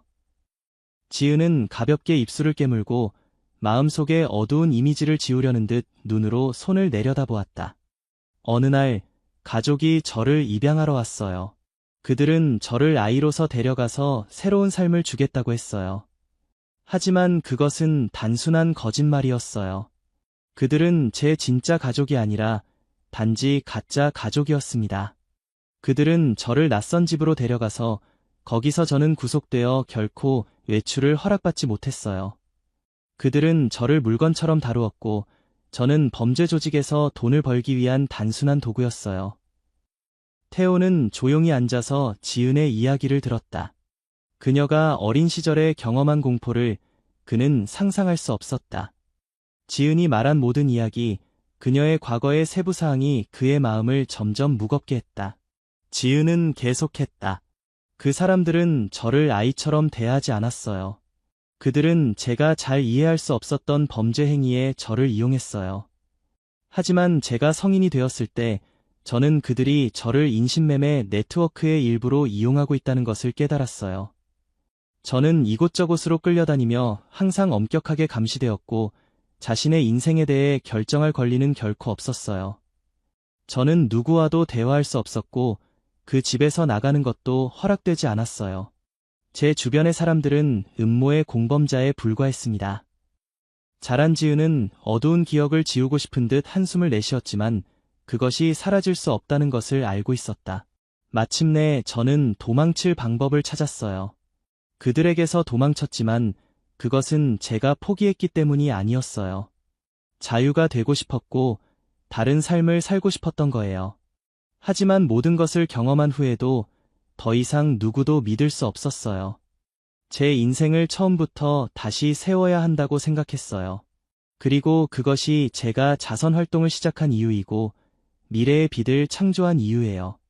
고아와 아이들을 도울 수 있다면 저처럼 저도 제 실수 중 일부를 보상할 수 있을 거라고 생각했어요. 지은의 한마디 한마디가 태호의 마음을 찢었다. 그는 자신이 알고 있는 강한 소녀가 이렇게 고통스럽고 굴욕적인 과거를 경험해야 했다고는 상상할 수 없었다. 그녀는 범죄의 피해자일 뿐만 아니라 선택의 여지가 없는 인생의 함정에 직면해야 했던 사람이었다. 태호는 지은에게 강한 공감을 느꼈지만 동시에 그녀가 밝힌 진실의 뒤로 물러설 수 없게 되었다. 지은은 말을 계속하려는 듯 잠시 멈추었지만 그 후 침묵해버렸다. 태호 씨, 과거를 바꿀 수는 없어요. 하지만 저는 다른 삶을 살려고 노력했어요. 제가 소중히 여기는 아이들을 위해 살려고 노력했어요. 하지만 지은은 성공하면 할수록 권력과 돈의 유혹에 끌리게 되었다고 인정했다. 그녀는 모든 명성, 영향력, 그리고 훌륭한 자선 활동의 중심을 가지고 있었다.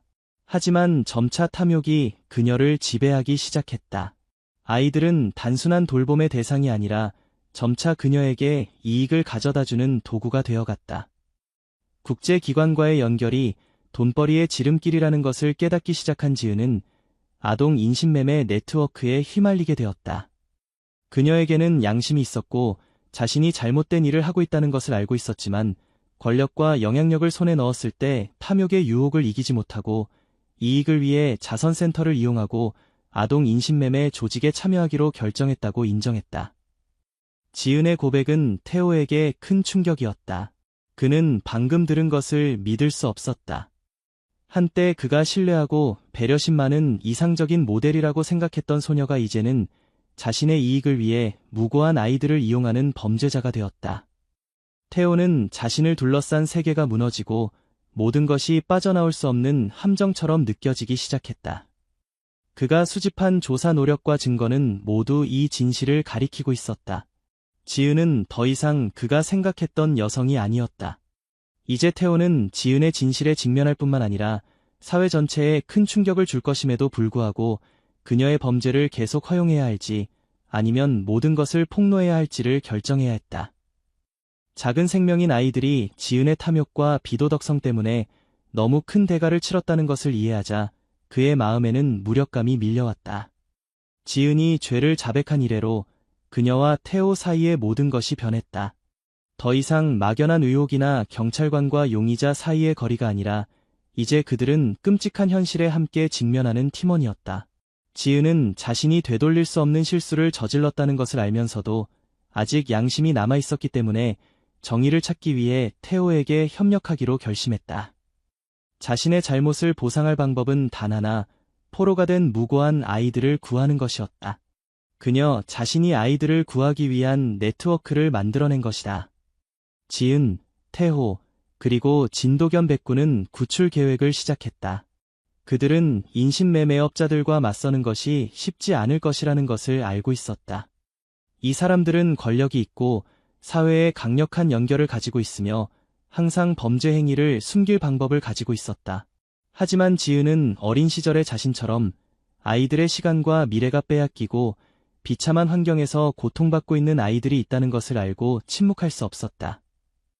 그녀는 아이들이 착취당하고 이용당하며 절망적인 상황에서 계속 살아가는 것을 원하지 않았다.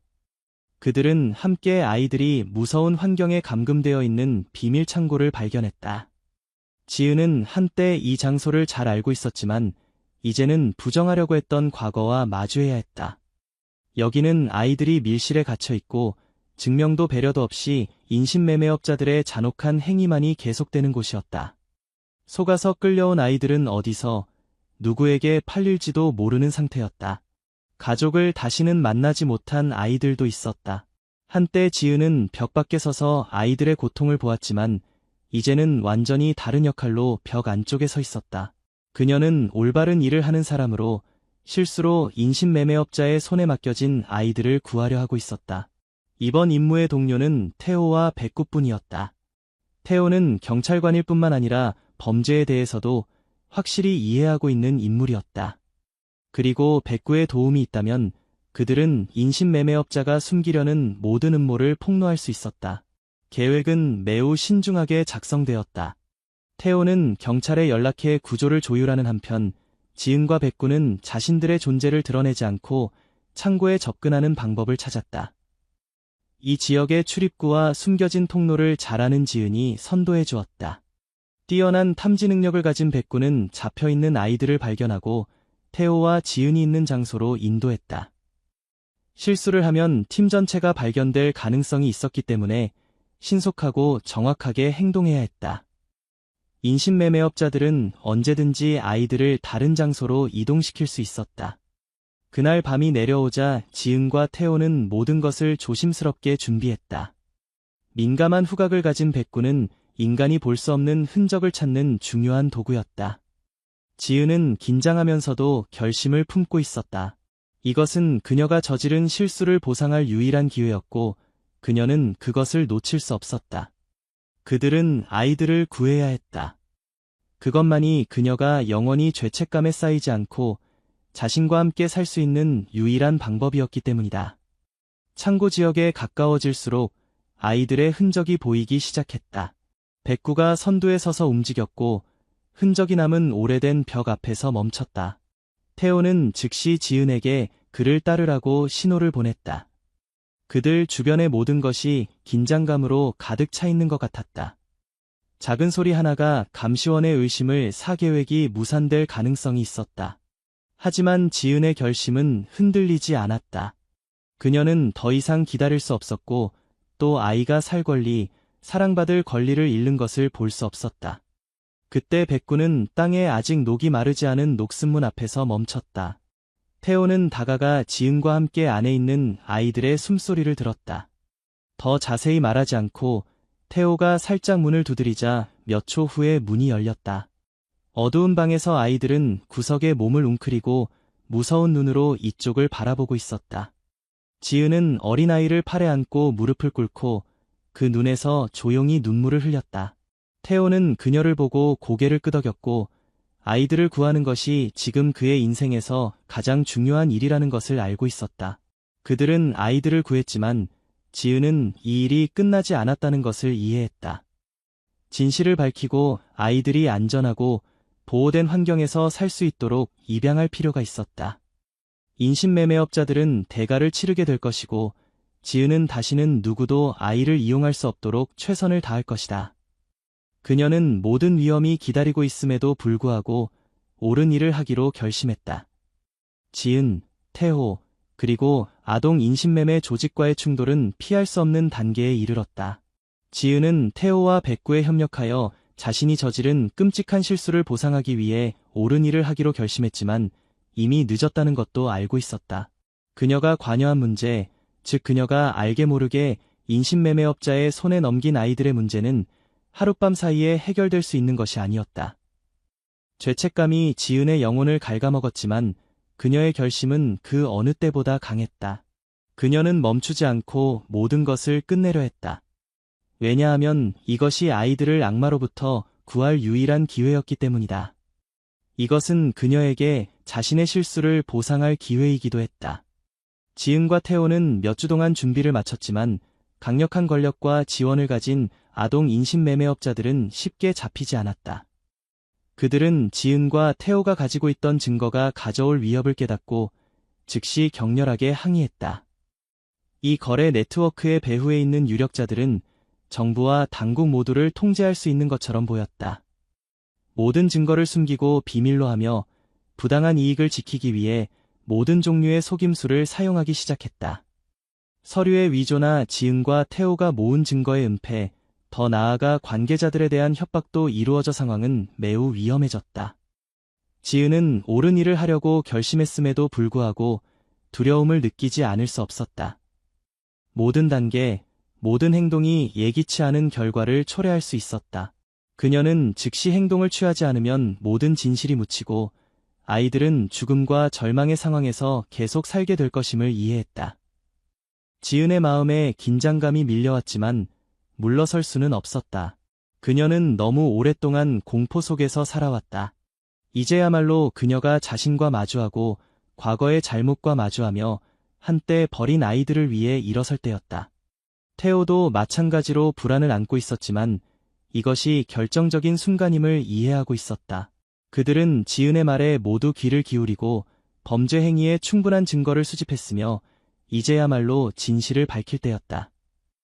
하지만 아동 인신매매업자들은 너무 영리해서 모든 흔적을 은폐할 수 있었기 때문에 일이 쉽지 않을 것임을 그도 알고 있었다.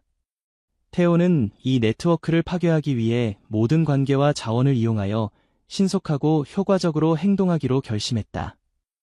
이때 진도견 백구의 용기와 충성심이 큰 가치를 발휘했다. 백구는 충실한 동료일 뿐만 아니라 아이들을 구하는 계획에 없어서는 안 될 존재이기도 했다. 백구는 뛰어난 후가 능력을 가지고 있었고 지은도 테오도 발견하지 못한 중요한 증거를 발견했다. 백구가 발견한 발자국은 아이들이 갇혀있는 비밀방으로 그들을 인도했다. 이 개는 위험을 극복하는 데도 도움이 되었고 밀매업자들이 숨어있는 곳에 침입하는 길을 열었다. 지은과 테오가 이 범죄 네트워크의 구석구석까지 파고들면서 리더들의 격렬한 저항에 부딪혔다. 이 범죄자들에게는 인내심이 남아있지 않았다. 그들은 증거가 드러나면 자신들이 쌓아온 모든 것이 파괴될 것임을 알고 있었다. 그들은 모든 수단을 동원하여 공격하고 저지했다. 위협에서부터 진실을 숨기기 위한 무력 행사까지 모든 순간이 긴박했다. 지은과 테오는 실제 위험에 직면할 뿐만 아니라 늦기 전에 아이들을 구할 수 있을지에 대한 두려움과도 싸웠다. 백구의 협력을 얻어 지은과 테오는 마침내 충분한 증거를 모았다. 그들이 찾은 문서와 구출된 아이들의 증언은 모두 진실을 밝히기 위한 중요한 단서였다. 지은은 한 걸음 한 걸음의 긴장을 느꼈지만 결의가 흔들리는 것을 허락하지 않았다. 그녀는 한때 피해자였지만 이제는 아이들을 악으로부터 구하기 위해 일어서고 있었다. 그녀의 책임감은 커졌고 이 네트워크를 파괴하기 위해 할 수 있는 모든 일을 해야 한다고 깨달았다. 지은, 태호, 그리고 밀매업자들 간의 전쟁은 가장 치열한 단계를 맞이하고 있었다. 하지만 지은의 용기와 백구의 충성심 덕분에 진실을 밝히기에 충분한 증거를 모을 수 있었다. 이제 그들은 범죄자들의 해체에 한 걸음 더 가까워진 상태였다. 태호와 지은의 긴 수사도 마침내 끝을 맞이했다. 그들의 노력, 인내, 그리고 용기가 모두 믿을 수 없는 결과를 가져왔다. 지은과 태호가 열심히 폭로한 아동 인신매매 네트워크는 마침내 해체되었다. 오랫동안 많은 아이들의 영혼과 생명을 공격해온 범죄자들이 체포되었다. 인신매매 조직의 구성원들이 구속되고 어린 시절의 생명을 빼앗긴 많은 아이들이 인신매매업자들의 손에서 구출되었다. 승리의 기쁨은 컸지만 지은은 안심하지 않았다. 그녀는 경찰에 의한 이 범죄 인신매매 조직의 몰락에 협력했지만 마음의 아픔은 쉽게 사라지지 않았다. 지은은 홀로 아이들을 구했지만 자신이 저지른 죄는 보상할 수 없다는 것도 알고 있었다. 그녀는 이 네트워크에 참여했고 진실을 말하자면 선행을 하려고 했음에도 불구하고 자신의 행위로 인한 끔찍한 결과에 직면해야 했다. 구조는 지은이 직면해야 할 여정의 한 부분일 뿐이지 전부는 아니었다. 그녀는 과거의 죄에서 벗어날 수 없다는 것을 알고 있었다. 그녀의 사랑, 배려, 그리고 아이들에 대한 모든 희생은 그녀가 이전에 한 일을 지울 수 없었다. 그녀가 인신매매 네트워크에 휘말린 아이들은 비록 상황의 희생자였을지라도 지금도 평화로운 삶을 살 권리를 가지고 있었다. 하지만 그녀 자신에게는 그런 일이 일어날 수 없었다. 도우려고 해도 그녀는 과거에서 벗어날 수 없었다. 우연이든 아니든 용서받을 수 없는 배신의 대가였다. 지은은 고통스러워하면서도 피해자이면서 범죄자가 되는 것을 피할 수 없었다. 진실이 밝혀진 후 경찰은 지은을 체포했다. 그녀는 아이들을 인신매매업자들로부터 구하는 데 큰 역할을 했지만 동시에 자신의 행위에 대해 책임을 져야 했다. 그녀는 체포되었고 모든 것이 그렇게 일어났다. 다른 방법은 없었고 그녀는 책임을 피할 수 없었으며 자신의 행동의 결과에 직면해야 했다. 지은에게 교도소에서의 나날은 쉬운 것이 아니었지만 그것은 대가이기도 했다. 그녀는 자신이 저지른 실수의 대가를 치러야 했다. 비록 그녀가 아이들을 도와 그들에게 약간의 희망을 가져다 줄 수 있었다 하더라도 그녀가 치러야 할 대가는 피할 수 없었다. 지은은 법 밖에 있을 수 없었다. 그녀의 마음속에 얼마나 많은 고통과 후회가 있었든지 간에 정의는 이루어져야 했다. 그녀는 과거를 지울 수 없다는 것을 이해하고 있었고 자신이 저지른 죄에 이르기까지 모든 것을 받아들였다. 지은은 한때 좋아했던 일을 계속할 수 없게 되고 아이들을 돌볼 수도 없게 된다는 것을 알고 있었다. 하지만 그녀의 마음속에서는 이제 할 수 있는 것은 모든 것에 용감하게 맞서는 것뿐이었다. 그녀는 자신에게 완벽한 인생을 줄 수 없었지만 그래도 아이들이 그들에게 어울리는 인생을 살도록 도울 수 있었다. 그리고 어떤 어려움에 직면하든 어떤 고통을 견뎌야 하든 지은은 이제 자신이 할 수 있는 유일한 것은 자신의 운명을 받아들이는 것이라고 알고 있었다. 그녀의 체포 후 아이들은 가족에게 돌려보내지거나 모든 아이에게 어울리는 생활을 할 수 있는 안전한 집에 맡겨졌다. 지은에게 그것은 그들의 해방이었고 무고한 아이들에게 기회를 주기 위해 치러야 했던 대가였다. 그녀는 과거를 바꿀 수는 없었을지 모르지만 적어도 아이들을 어두운 인생에서 구했다. 그 대가는 몇 달간의 징역뿐만 아니라 평생의 후회였다. 결국 지은은 정의가 늦게 올지 모르지만 정의는 결코 잃어버리지 않는다는 것을 이해한다. 악당들은 마침내 벌을 받았고 아이들은 희망을 찾았다. 그녀는 자신을 구할 수는 없었지만 적어도 아이들이 밝은 미래를 일구는 것을 도울 수 있었다. 진도겸 백구는 충성심과 인내력을 보여줄 뿐인 행동으로 말을 하지 않는 동물이지만 아이들을 조사하고 구출하는 여정을 통해 고귀한 미덕에 살아있는 상징이 되었다. 지은에게 백구는 단순한 수색견이 아니라 그녀의 모든 행동을 항상 쫓아다니며 가장 중요한 순간에 항상 그녀 곁에 서 있었던 동반자이기도 했다. 백구의 이미지는 단순히 수사를 돕는 개가 아니라 충성심, 인내, 용기와 같은 인간이 가져야 할 모든 미덕을 갖추고 있는 존재였다. 지은이 자신의 죄와 마주하기 시작했을 때부터 백구는 항상 그녀 곁에 있었고 침묵을 지키면서도 든든한 존재로서 언제나 도움을 주고 진실을 찾으려 했다. 인간이 놓칠 수 있는 흔적을 감지하는 예리한 능력을 가진 백구는 태호와 지은이 끔찍한 비밀을 폭로하고 아이들에게 구원의 길을 열어주며 범죄적인 인신매매 네트워크를 폭로하는 것을 도왔다. 백구가 위기에 처했을 때도 두려움의 기색은 없었다. 비록 그저 개에 불과했지만 그것은 강하고 무조건적인 충성심을 가져왔다. 인신매매업자들의 발자국을 쫓을 때마다 백구는 탐색을 멈추지 않았고 적이 설치한 함정에 직면해도 포기하지 않았다. 백구와 지은의 여정은 항상 순탄하지는 않았지만 이 개는 모든 위험에도 불구하고 항상 그들을 인도해 주었다. 아이들이 감금되어 있던 비밀 창고를 처음 발견한 것도 백구였다. 왜 그곳에 표시를 하고 그 장소로 유인해야 했는지 이유는 알 수 없었지만 그래도 백구는 자신을 지킬 수 없었던 아이들을 보호하고 충실한 동료의 끈기로 싸움을 계속했다. 이 수사에는 백구의 인내력과 충성심이 필수적인 요소였다. 때로는 위험한 상황에 처하기도 했지만 백구는 결코 포기하지 않았다. 인신매매업자들이 모든 방법을 동원하여 진실을 은폐하려 했을 때, 증거를 숨기고 진실을 말하는 이들을 협박하려 했을 때 어떤 흔적도 지우지 않은 것은 백구였다. 이 개는 중요한 단서를 발견할 뿐만 아니라 필요할 때 사람들을 보호했다. 적과 맞서도 후회하지 않았다. 이것은 본질적으로 죄책감에 사로잡힌 지은이 아이들을 위해 정의를 찾는 데 있어 백구가 필수적인 동반자라는 것을 깨달았을 때 더욱 분명해졌다. 어떤 상황에서도 인신매매업자들의 위협에 노출되어도 백구는 흔들리지 않았다. 아마도 이 개에게 충성심은 단지 의무가 아니라 본질이자 거짓과 부정의로 가득 찬 세상에서의 존재 이유이기도 했을 것이다. 백구의 이야기는 모든 상황에서의 충성심, 용기, 인내력의 예로 모두의 기억에 남아있다. 구출된 아이들과 마찬가지로 백구는 희생과 용기의 이미지로 태호의 계일뿐만 아니라 현대 생활에서 사람들이 잊기 쉬운 고귀한 미덕의 상징이기도 했다.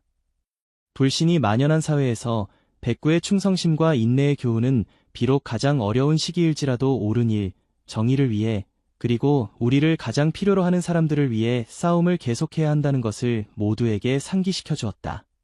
지은은 백구와의 여정을 되돌아보며 감사하지 않을 수 없었다. 백구가 없었다면 아이들은 구출되지 못했을 것이다. 그리고 그 순간 그녀는 충성심이 그렇게 복잡한 것이 아닐 수도 있다는 것을 깨달았다. 그것은 누구도 요구하지 않고 누구도 보고 있지 않더라도 우리가 이행하는 단순한 약속, 의무, 책임이었다. 백구는 그 타고난 본능으로 충성심은 예상치 못한 곳에서 비록 말이 없고 행동만 하는 친구에게서도 얻을 수 있다는 것을 증명했다. 그리고 그것이 우리 모두가 이 계획에서 배울 수 있는 것이다. 무고한 아이들을 보호하는 백구의 용기와 인내력 덕분에 이 악과의 싸움은 정의의 승리일 뿐만 아니라 충성심과 무조건적인 사랑의 승리이기도 했다. 백구의 이야기는 변화 중인 충성심의 힘, 그리고 주변 사람들의 삶을 바꾸는 작은 동물의 능력을 믿는 사람들에게 영원한 증거가 될 것이다. 이야기는 끝나지만 지은이 경험한 교훈은 단순한 끝이 아니라 자신의 인생을 되돌아보는 전환점이 되었다. 그녀의 과거는 고통과 실수로 가득했지만 중요한 것은 무슨 일이 일어났는지가 아니라 사람들이 배우고 변화할 수 있는 능력이다. 지은은 한때 심각한 실수를 저지르고 흉악한 범죄에 가담했지만 이제는 돌이킬 수 없게 되었다. 하지만 그녀는 또한 자신의 실수와 맞서고 무고한 아이들에 대해 저지른 죄와 맞서며 보상을 하기 위해 일어서기로 결심했다. 그녀가 인신매매업자들로부터 구한 아이들은 그녀의 구원 과정의 일부였다. 하지만 그것은 그녀가 자신의 미래를 바꾸기 위해 할 수 있는 훌륭한 행동이었다. 그 어려운 나날 속에서 지은은 진실과 정의의 진정한 가치를 깨달았다. 정의는 늦을 수 있지만 결코 사라지지 않는다. 지은은 자신의 자유로 대가를 치르고 과거의 잘못에 대한 당연한 벌에 직면해야 했다 하더라도 진실과 마주하는 것이 가장 중요한 일이라고 이해했다. 그녀는 더 이상 혼란 속에서 살지 않으며 자신의 행동을 숨기지도 않는다. 정의에 직면한 그녀는 과거를 되돌리기에는 너무 늦었더라도 현재 옳은 일을 하고 미래를 바꿀 수 있다는 것을 배웠다. 지은은 완벽한 인간이 아니며 저지른 죄를 지울 수 없다. 하지만 그녀는 매우 중요한 일을 했다. 그녀는 사회에 기여했다. 아이들은 인신매매업자들로부터 구출되었고 아이들은 더 이상 살 권리, 사랑받고 보호받을 권리를 빼앗긴 상황에서 살 필요가 없게 되었다. 그녀는 인생에서 정말로 좋은 일을 했다. 비록 그것이 그녀가 자신의 모든 죄의 결과에 직면해야 함을 의미했더라도 지은에게 자신의 실수로부터 배우는 것은 쉽지 않았지만 그녀는 그것을 해냈다. 그것이 변화의 힘이다. 과거의 결정은 바꿀 수 없다고 깨닫지만 현재의 결정이 운명을 바꿀 수 있다. 그녀는 더 의미 있는 삶을 살고 옳은 일을 하며 빼앗긴 것을 되돌려주기로 결심했다. 이 여정에서 그녀는 정의가 반드시 즉시 찾아오는 것은 아니라는 것을 깨달았다. 하지만 진실에 대한 충실함과 최종 목표에 대한 인내력은 모든 어려움을 극복하는 데 도움이 된다. 주변 사람들의 의심에서부터 그녀가 맞서야 했던 범죄자들에 이르기까지 그녀가 직면한 어려움은 모두 그녀가 한 가지 중요한 것을 이해하는 데 도움을 주었다. 그것은 비록 어렵고 고통스러운 길일지라도 진실은 항상 구원으로 가는 유일한 길이라는 것이다. 지은은 자신의 실수에 대한 대가를 치러야 했지만 포기하지 않았다. 비록 그 결과가 그녀가 받아야 할 벌이었더라도 그녀는 그것이 피할 수 없는 것임을 이미 알고 있었다. 지은의 이야기는 용서뿐만 아니라 변화의 힘과 실수로부터 배우는 것에 대한 교훈이기도 하다. 사람은 실수를 저지를 수 있지만 중요한 것은 일어나서 그 실수로부터 배우고 인생을 더 나은 방향으로 바꿀 용기를 갖는 것이다. 지은의 이야기는 후회, 변화할 수 있는 능력, 충성심의 힘에 대한 깊은 교훈이다. 과거에 심각한 실수를 저질렀더라도 중요한 것은 그곳에서 배우고 변할 수 있다는 것이라고 나는 인식한다. 과거를 지우는 것이 아니라 더 나은 미래를 건설하기 위해 지은은 자신이 저지른 죄의 대가를 치러야 했음에도 불구하고 용감하게 진실과 마주하고 옳은 일을 하기로 결심했다. 그녀는 인신매매업자들로부터 아이들을 구했을 뿐만 아니라 인생에서의 정의와 정직의 가치도 이해했다. 이것은 정의는 늦게 찾아올 수 있지만 결코 잃어버리지 않으며 충성심과 인내력이 모든 어려움을 극복하는 데 도움이 된다는 강력한 메시지이다. 이 이야기는 비록 높은 대가를 치르더라도 자신의 실수에 맞설 용기의 가치도 가르쳐준다.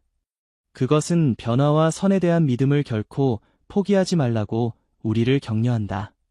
상황이 얼마나 어려울지라도 우리는 모두 자신의 실수로부터 배울 수 있고 더 중요하게는 비록 작은 행동일지라도 변화를 가져올 수 있다. 지은은 단순한 악당이 아니라 실수를 더 나은 것으로 바꾸는 기회로 삼은 이상적인 예이다. 이야기를 통해 우리 각자가 자신을 되돌아보고 과거의 실패로부터 배우며 더 나은 버전이 되기 위해 노력하기를 바란다. 변화는 우리 각자로부터 시작된다는 것을 잊지 말자. 이 이야기에 의미가 있다고 생각한다면 더 깊고 감정적인 이야기를 공유하고 받기 위해 구독을 잊지 말자. 의견을 남기고 생각을 공유하여 지역사회에 더 가치 있는 이야기를 만드는 데 도움을 줄 수 있다. 삶에서 좋은 메시지를 전파하기 위해 우리는 항상 당신의 교류를 기대하고 있다.